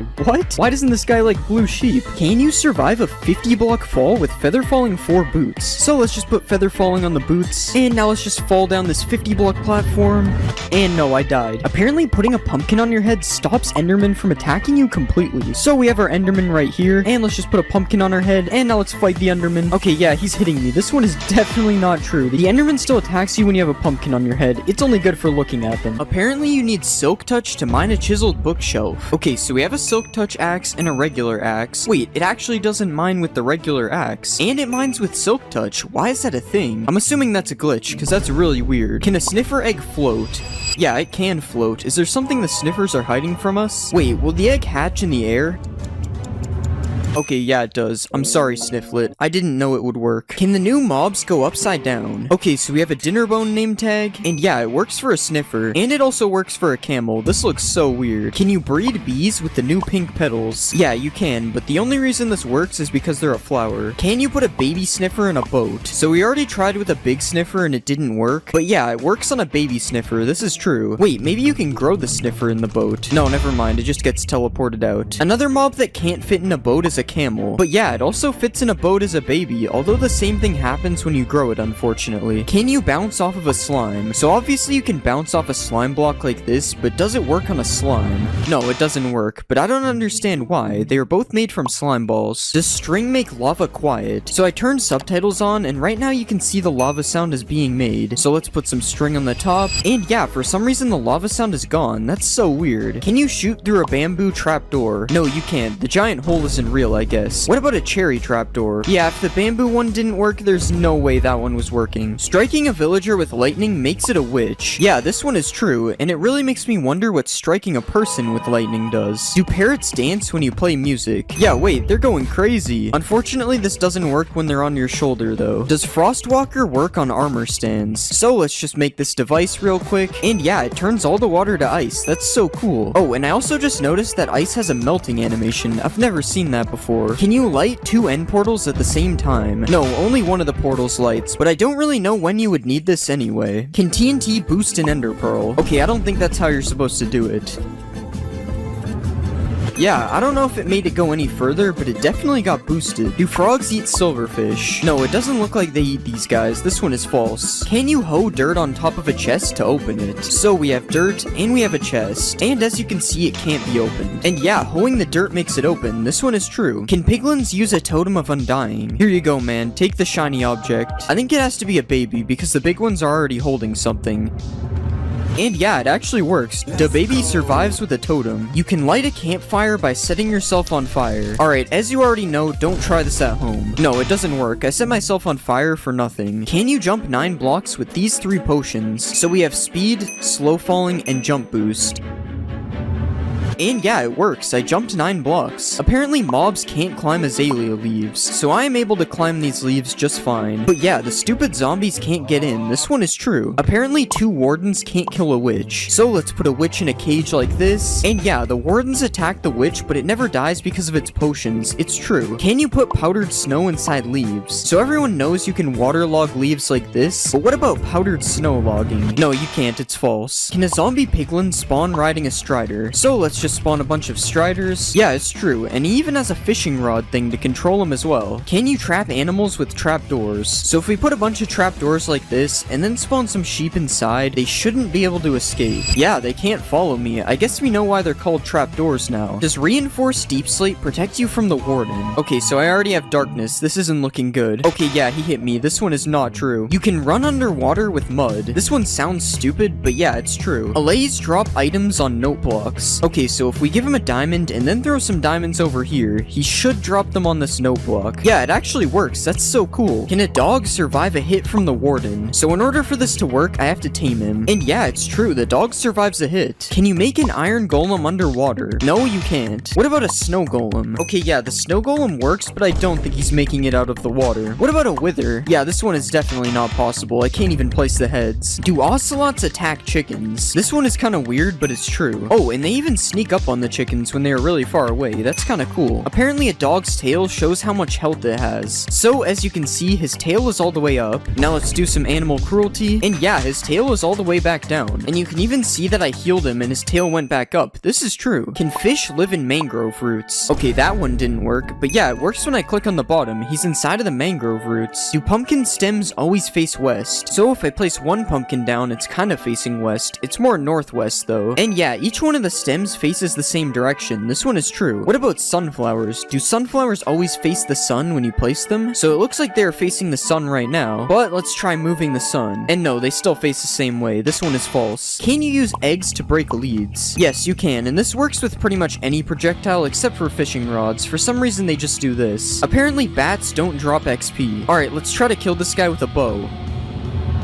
Wow, first try. Yeah, he didn't drop XP. This one is true. Can you kill blazes with water bottles? So I've heard of killing blazes with snowballs, but never water bottles. Yeah, it works, but it's gonna take a lot of water bottles to kill one of these guys, so a sword or an axe is a way better method. Can you use Frostwalker on a boat? Okay, so I have Frostwalker boots on, and no, this one isn't true. But why would you need a boat with Frostwalker anyway? Do llamas attack wolves? Okay, the wolf is literally sprinting away. And yeah, it's true. I didn't know llamas had any enemies. Except me, of course. Can you put a boat on top of your head? So let's just break this block. And yeah, I have a boat on top of my head now. Fashion has really been taken to new levels. Can you put armor on a villager? Yeah, he's taking way less damage now. This one is true. Does stained glass change the color of a warden's sonic boom? Okay, let's just provoke the warden again. No, this one isn't true. It's still blue. Do anvils bounce off slime blocks? Alright, let's drop the anvil. No, they do not, unfortunately. Can a group of wardens blast away the ender dragon? Alright, let's spawn a ton of wardens. Yeah, it's it's true, they sent him flying. Apparently nether fences can't connect to other fences. So if you have two types of wood fences, they'll connect like this. But when you place nether fences, it doesn't work. That's so strange. Apparently you can't sleep while poisoned. Also, don't try this at home. No poisoning yourself. Yeah, this one is true. It just kicks me out of the bed. Can you shear a goat for a goat horn? I really doubt this works. It makes no sense. Yeah, you can't do this. You just gotta wait for them to ram into you. Can you escape phantoms by going underwater? Nope, it looks like these guys can swim as well, if they weren't already annoying enough. I guess the only option to get rid of them is by sleeping. Do foxes get stuck in snow when chasing chickens? First it's the ocelots killing chickens, and now it's foxes. Everybody hates these guys. But yeah, they get stuck in the snow for a second when chasing them. That's kind of funny. Apparently ghasts can't swim. Okay, it's definitely not true. He is still chasing me underwater. Can you look at Enderman through glass? So this is me looking at an Enderman without glass. Not good. And this is me looking at one with glass. Yeah, he doesn't attack me anymore. It's true. Does naming a Vindicator Johnny make him attack all mobs? This one is kind of strange. I don't know what Johnny did. But yeah, it's true. For some reason he goes on a rampage. Can you stack two types of slabs? So apparently if I put two slabs like this against the world border and then push them together, it will make a cursed slab. Yeah, it does. That's so weird. Do cats take no fall damage? I'm pretty sure this is a thing in real life, so it's probably true.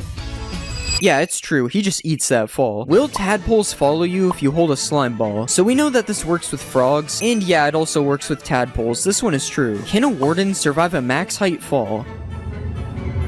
Yeah, it's true. He survived. I guess cats and wardens are the same thing. Do potions of healing hurt undead mobs? Yeah, it's true, and the opposite works as well. You can heal undead mobs with harming potions. Can you breathe underwater with torches? So everybody knows you can breathe underwater with doors like this, but what about torches? Okay, it kinda works, but the torches break, so it's not technically true. Can you bridge to the outer end islands? So obviously I could sit here and bridge like this, but that's boring. I'm just gonna fly instead. Yeah, it's true. You don't even need to kill the ender dragon to get here. Although it's probably faster. That was like 1,000 blocks. Apparently camels can make a 12-block jump.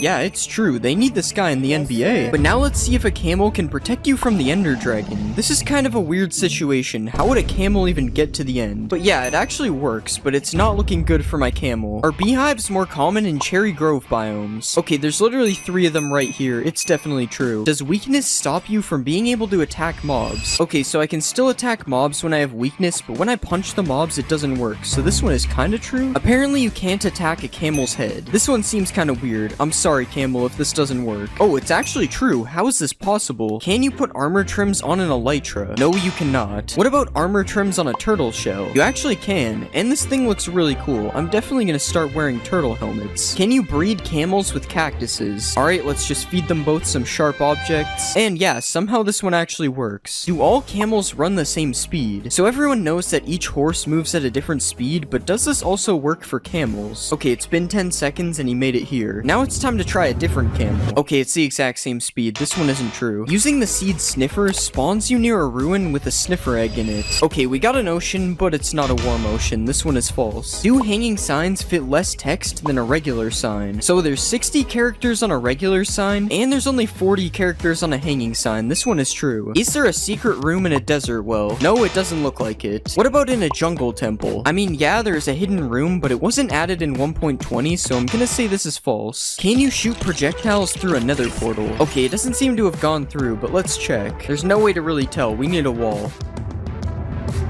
And yeah, there's actually arrows on the other side. This one is true. Do piglins wear mob heads? There's no way this one is actually true. This looks so funny. Wait, what if you use a piglin head on a piglin? Okay, this one is really cursed. He has double ears. Powdered snow stops you from burning in the nether. Don't try this at home, guys. And yeah, it works, but you don't get to keep the snow. It's a one-time use. Wait, if it stops burning in the nether, you can probably clutch with it as well. Yeah, this one is true, and it also doesn't melt. Can you light a nether portal with a bed? This one is true, but it's just the explosion doing it, not the bed. Does a cursive binding book get stuck in a bookshelf? No, it doesn't. I can still take it out. Do jukeboxes emit particles when you play music? Yeah, this one is true. I've never seen this before. Can you die from dehydration in Minecraft? Obviously, there is no thirst meter in Minecraft, but apparently with this command, it will say you died of dehydration. Yeah, it's true. I guess I gotta start drinking some liquids. Can you make a giant cherry tree. Okay, it doesn't grow into one giant tree. And yeah, that doesn't really look that much bigger than normal either. Are emeralds more common in cherry biomes? I don't really know how to test this one, but I'm seeing some emeralds, so at least they do spawn in a cherry biome. I have no idea if they're more common here though. Does a camel fit in a boat? No, it does not. This guy is way too big. What about a sniffer? A sniffer also doesn't fit in a boat. This is sad. He'll never be able to become a pirate. Apparently there's a new way to get command blocks. So if you click on options and go to controls, you can enable operator items tab. And yeah, now when you're in creative, there's this new tab with all sorts of blocks you had to use /give for before. Does a sniffer egg survive being hit by an anvil? So if you do this to turtle eggs, this is what happens. So I wonder if the same thing happens with sniffer eggs.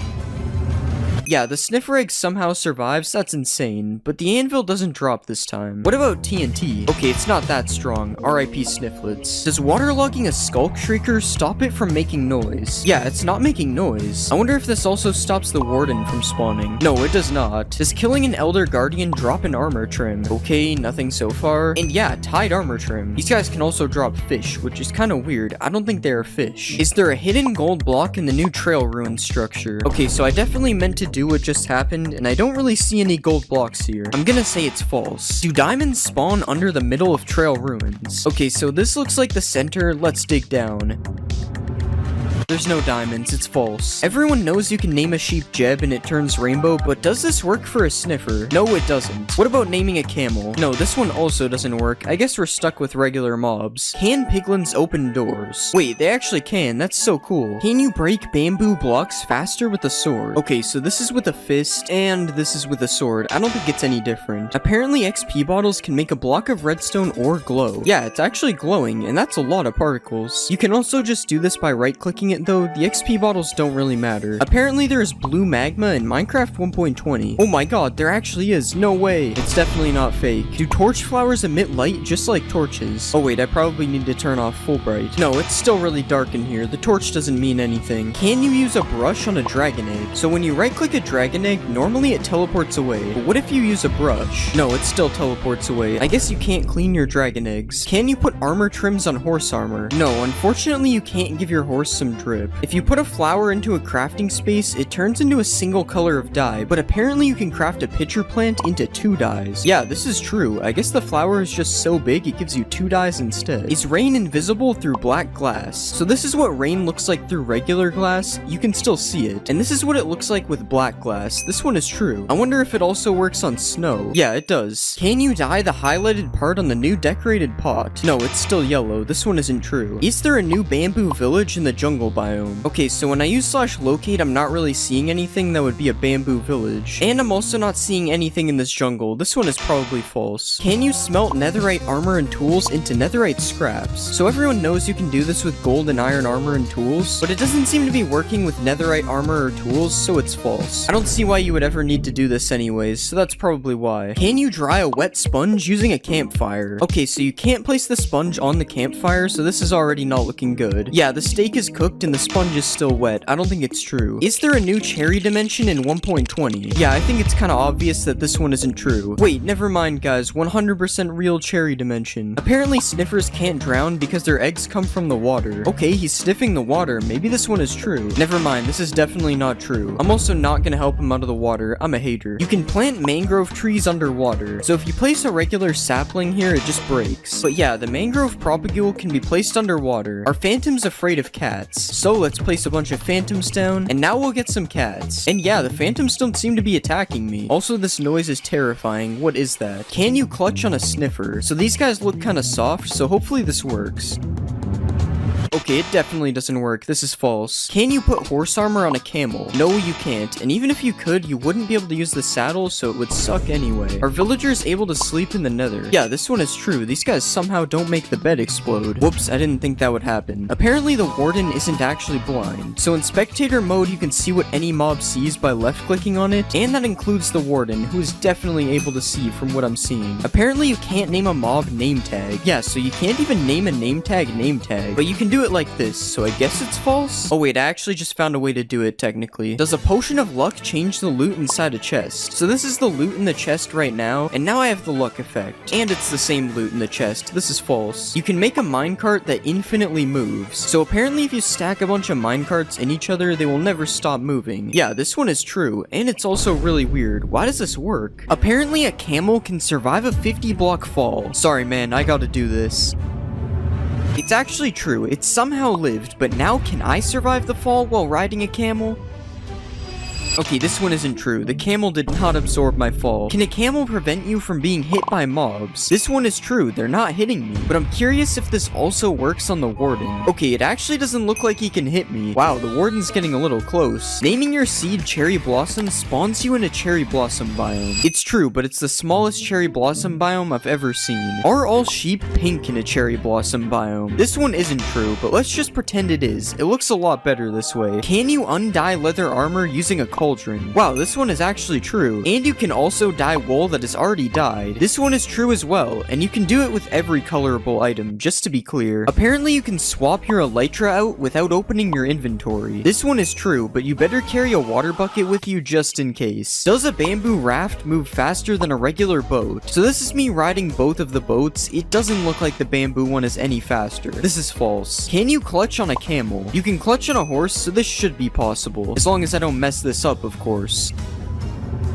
And yes, you can do it. This makes up for him killing me earlier. You can dye a camel's saddle. Nope, this one isn't true, but it would be cool if it was. Apparently, mobs can't jump over hanging signs. So I've placed a fence of hanging signs around me, and now let's see if all these zombies can get to me. Okay, they can. This one is definitely not true. If you place a hanging sign like this, apparently mobs can't follow you through it. And it's true. Who knew zombies were this stupid? The nether portal animation is fixed in 1.20. So this is what the animation used to look like, and now it's supposed to stop the animation from playing again when you go through. Yes, this one is true. Can a piglin head prevent you from being attacked by piglins? No, it can't. We've already seen this. They don't accept me. What about if you wear armor with a gold trim on it? Nope, it appears I still have a 5-star wanted level. What about if you wear gold armor with a trim on it? Okay, this one was obviously gonna work. They gotta respect a man with some drip. A piglin head flops its ears when it's powered by redstone. This one is true, and also kinda weird. Does this mean mobs are powered by redstone? Apparently a dragon head can now open its mouth. This one is also true. I honestly have no idea if this one is new or not though. I don't usually wear a dragon's head. There is a new Vex in Minecraft 1.20. So this is what an old Vex used to look like. Kinda scary if you ask me. And this is the new Vex. This one is true. It kinda looks like an evil Allay. Speaking of evil Allays, does the new Vex attack Allays? Okay, it doesn't really look like they attack each other. They're just chilling. Does a sniffer egg hatch faster on moss? So here's my egg on moss, and here's the regular egg. Now we just wait.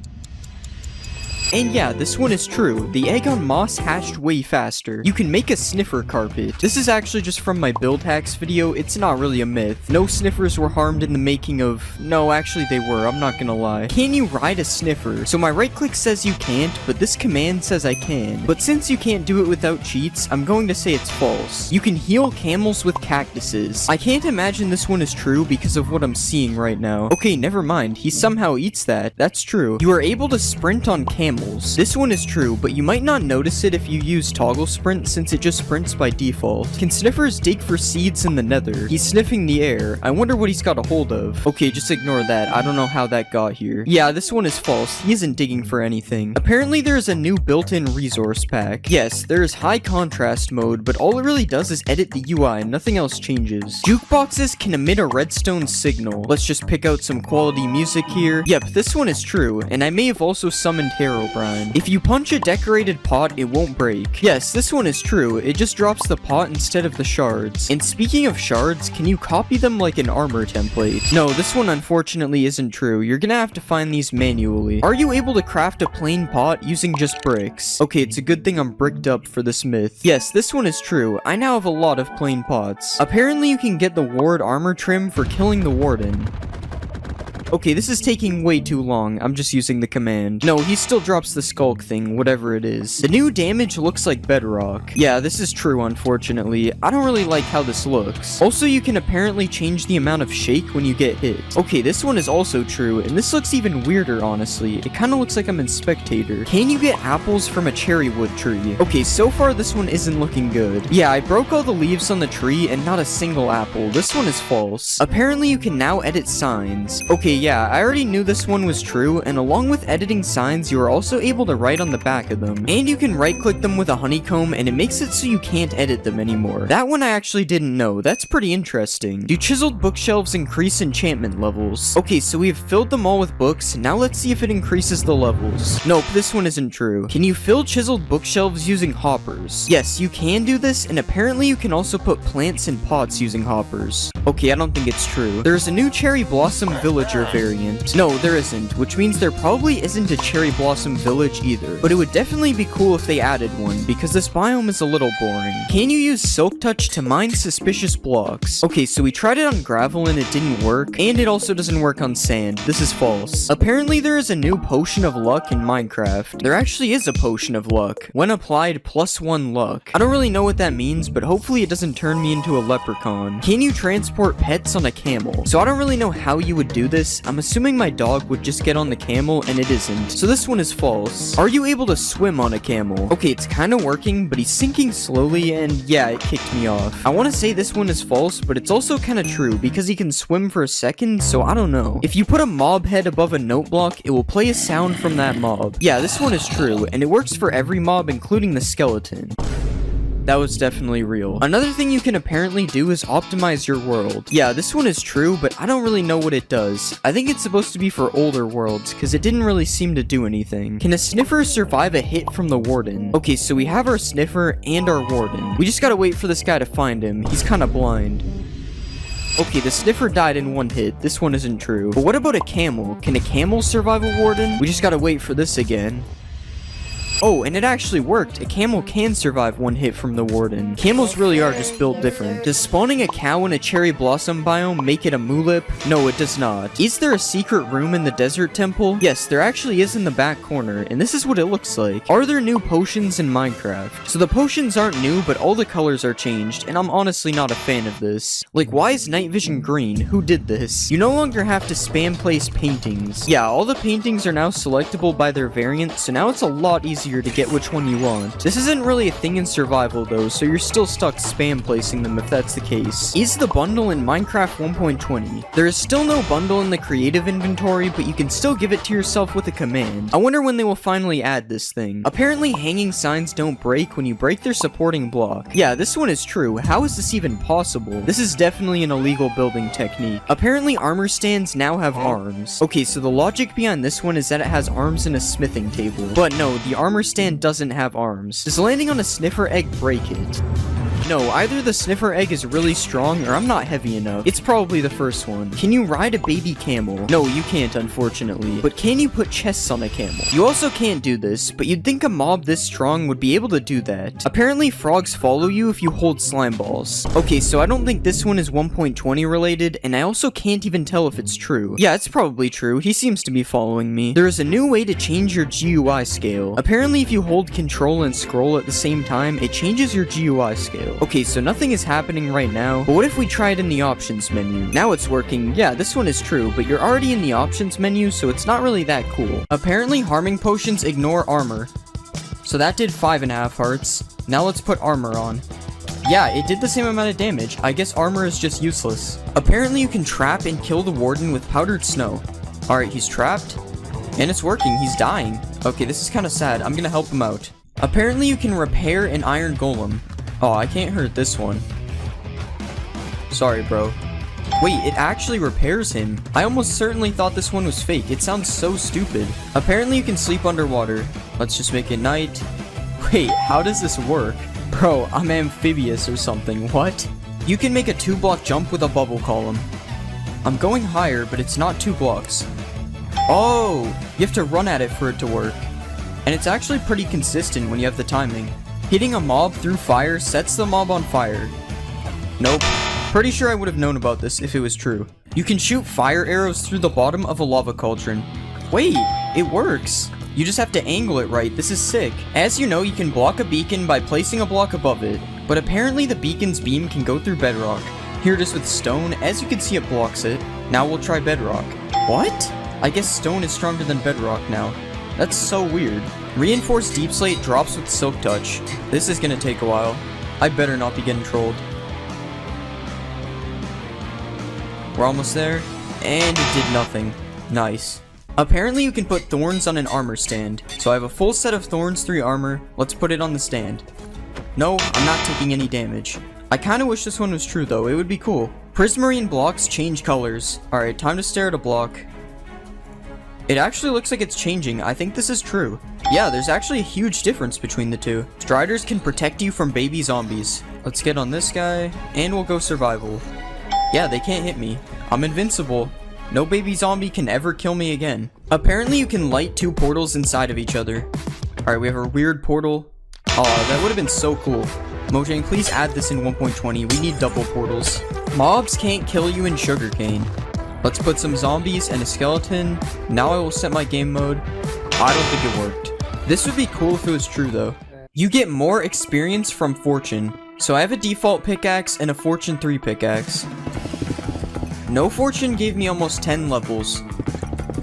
And I got less levels with fortune. This one isn't true. Spiders can climb the world border. Not too sure about this one. Oh wait, he's doing the thing. Spider climbing the world border. Where will he go? Actually, when will he stop? This is getting dangerous. Apparently spiders also infinitely climb the world border. Apparently you can ignite TNT with a fishing rod. Now we just fish through the lava. Yeah, it works. I guess there is a reason to fish in lava now. Apparently you can also pull TNT towards you with a fishing rod. Yeah, it works. I have no idea why this would be useful, but it's cool. You can put a boat in a minecart. Wait, what? Why does that work? I'm pressing W and going backwards. This is so weird. Wait, what if I put a boat in a minecart in a minecart? Oh, it doesn't work. Apparently you can dodge Sonic Boom. Nope. Still no. Oh, you can. It's just hard because you have to do it really fast. Undead mobs don't burn underneath cobwebs. So I trapped a zombie and a skeleton in a hole. Let's set it to day. Wait, they're actually not burning. And as you can see, these guys are burning. This one is somehow true. This doesn't even make sense. Apparently ghasts can't see you behind cobwebs. I'm trapping myself in cobwebs. I don't think it worked, guys. Oh, not the underwater bed. Apparently rain kills snow golems. Flash weather rain. Wow, I've never seen something die so fast. Yeah, this one's true. You can kill the ender dragon with snowballs. I can't tell if I'm missing or if it doesn't work. Yeah, I don't think it's working. It's weird though because they aren't even hitting the dragon. Coal blocks last longer than 9 coal in a furnace. Time for some waiting. 9 coal finished first. I guess it's actually worth it to craft coal blocks. Holding control while using pick block gives you a chest with the same items. Now we have a ton of useful loot in this chest. And we just hold control. Yeah, it actually works. Awkward splash potions stop fire damage. Don't try this at home, guys. Nope, I'm still on fire. You can't spawn a wither in a snow biome. This one is true. I have no idea why, but it does work. Apparently you can MLG into a cauldron. Okay, I gotta line myself up perfectly. Nope, that's unfortunate. Apparently if you hold crouch, you can MLG on leaves in 1.19. Alright, I'm holding crouch. Nope, it still waterlogs it. Can you burn waterlogged leaves? It won't let me set them on fire. Yeah, it doesn't look like they can burn. Apparently polar bears attack foxes. I think it's true, but he's gonna have to catch him. I don't think the polar bear is fast enough. Alright, I'm gonna cut the video before the fox gets hurt. Oh. Apparently you can give a boat a name tag. Let's name it something cool and original. Oh yeah, I have to crouch. It's not working. Maybe we have to name the boat. Guys, please just do it. No, it still won't work. It's just a boat. Apparently deep slate ores give more XP. Okay, we got 8.5 levels from regular. And we got 9 levels from deep slate. Since the amount of XP you get is random, I don't think this is a big enough difference for it to be true. You can fish in a cauldron. Whoops. Yeah, there's no way I'm fishing anything out of here. You can't fish in a cauldron, but can you put fish in a cauldron? Nope, it just goes on top. Although sometimes the fish will go in the cauldron for a second. Killing a wither skeleton with a charged creeper always drops a skull. Oh, we gotta be quick here. There's one. There's 2. There's 3. Either my luck is insane or this one is true. You can smelt nether gold into a gold ingot. Wait, it's smelting. Yeah, it works. I guess this should have been obvious, but you do only get a few nuggets from breaking it, so I wasn't sure. Apparently you can clutch with a skulk vein. Ow. No, you can't. Hostile mobs do not spawn in mushroom biomes. It's nighttime and I don't see anything spawning. Alright, there would definitely be mobs by now. This one is true. Apparently you can't milk a mushroom cow. Nope, you still can. And you can also milk them for soup. You can make a car in Minecraft. So if I put a pig in a minecart, it's supposed to be like a car. Well, I can only move backwards and I move very slowly, but I guess it's a car? Just like you can break an end portal frame, you can break bedrock with a giant mushroom. Nope, the bedrock is still there. I wonder why it works with end portal frames and not bedrock. Apparently bees can pollinate netherwort. No, it doesn't look like it. If you give a wither skeleton a bow, it will shoot fire arrows. So if I type this crazy command, I get a wither skeleton with a bow. And yeah, it's shooting fire arrows. That's terrifying. You can use gold nuggets as fuel in a furnace. No, you can't. I think you can in bedrock though. Apparently if you give a fox frostwalker boots, it will turn water to ice. We just need him to touch water. Nope, it doesn't work. I'm gonna need these back. Apparently you can't lose hunger on a boat. Okay, I'm giving myself hunger 200. It doesn't appear to be working. But if I don't have the hunger effect, it seems to be true. Apparently there's an infinite flower glitch. Yo, we're printing money. Wolves hunt down skeletons. So if I put this skeleton in a box, oh, get out of here. So if I put a skeleton out of sight, apparently a wolf will hunt for it. I don't think it's working. Maybe it has to be my dog? Nah, he's just vibing. If you put a Jeb underscore name tag on a dog, apparently its collar becomes rainbow. So this should happen just with the collar instead. No, it didn't work. It just names your dog Jeb. Apparently Endermen are not able to teleport out of a 2-block hole. Alright, he's in a 2-block hole. Nope, that happened instantly. The Warden's Sonic Boom ability apparently ignores armor. Here's me using no armor. Okay, it did 2.5 hearts. Here's me with full netherite now. Wait, it did 3 hearts. It did more damage. What? Okay, apparently you also can't block Sonic Boom with a shield. What? No way, as if the Warden wasn't already powerful enough. Does mud dry out in the nether? No, it does not. Well, at least not instantly. Can mud be used to put out fire damage? Time to set myself on fire. Don't try this at home. Nope, I'm still on fire. Apparently 1.19 added jungle villages. Okay, I'm using /locate, and these are the only village types available. There are no jungle villages. There aren't jungle villages, but apparently there are jungle villagers. Wait, no way, that's so sick. Apparently there are also swamp villagers. What? No way, it's like a non-mean looking witch. Why are these in the game with no villages? You can use reinforced deep slate to trap the wither. Now we spawn the wither. Will it get out? No, it seems to be stuck. Even in survival, it won't come get me. But I guess this would only be useful if you could mine reinforced deep slate, but it's still cool. If you place your own shrieker, it can't spawn a warden. So I've placed my own shrieker. And yeah, it's been 3 times, and nothing has happened. This one is true. Apparently, there's a new portal in the deep dark. Let's light this. Wait, what? Okay, obviously I'm joking. This is a texture pack. Apparently, you can heal Vexes into LAs by giving them milk. Alright, I'm giving him milk and nothing is happening. This one is fake. Can you use goat horns to call goats over to you? He's looking at me. No, it does not work. He's not coming over here. Do you need Silk Touch to mine a Skulk Sensor? Alright, nothing dropped with no Silk Touch. And it drops with Silk Touch. This one is true. Okay, I found out I'm supposed to use a hoe and not a pickaxe. I don't want to hear it. You can now place water inside of leaves. So just like a sign or a slab, I should be able to do this on leaves.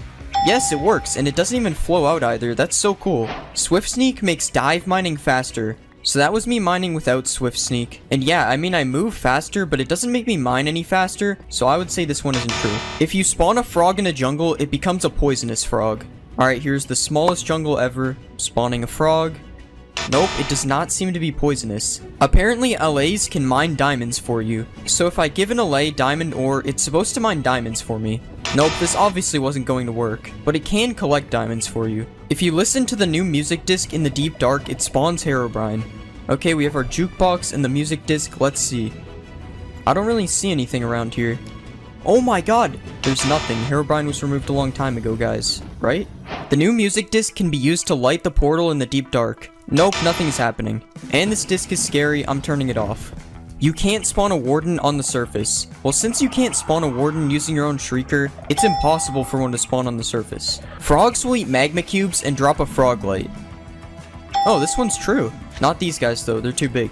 Apparently you can find skeleton skulls in an ancient city. Dang, I really thought one would be here. Oh, there's one over here. It's true. Blowing up ores now gives you experience. I think I used too much TNT. Let's try just one. And it works, the XP dropped. Furnace minecarts now work like regular furnace blocks. Alright, I'm right clicking it and nothing is happening. Let's try it with food in my hand. Still nothing, this one doesn't work. Apparently tadpoles are scared of axolotls. Wow, the axolotl's going crazy. It doesn't look like the tadpole is afraid though. The warden is lava proof apparently. It's true. The warden is even more powerful than I thought. You can use water to silence skulk sensors. Yeah, it's making no noise, but there's still the pulse thingy.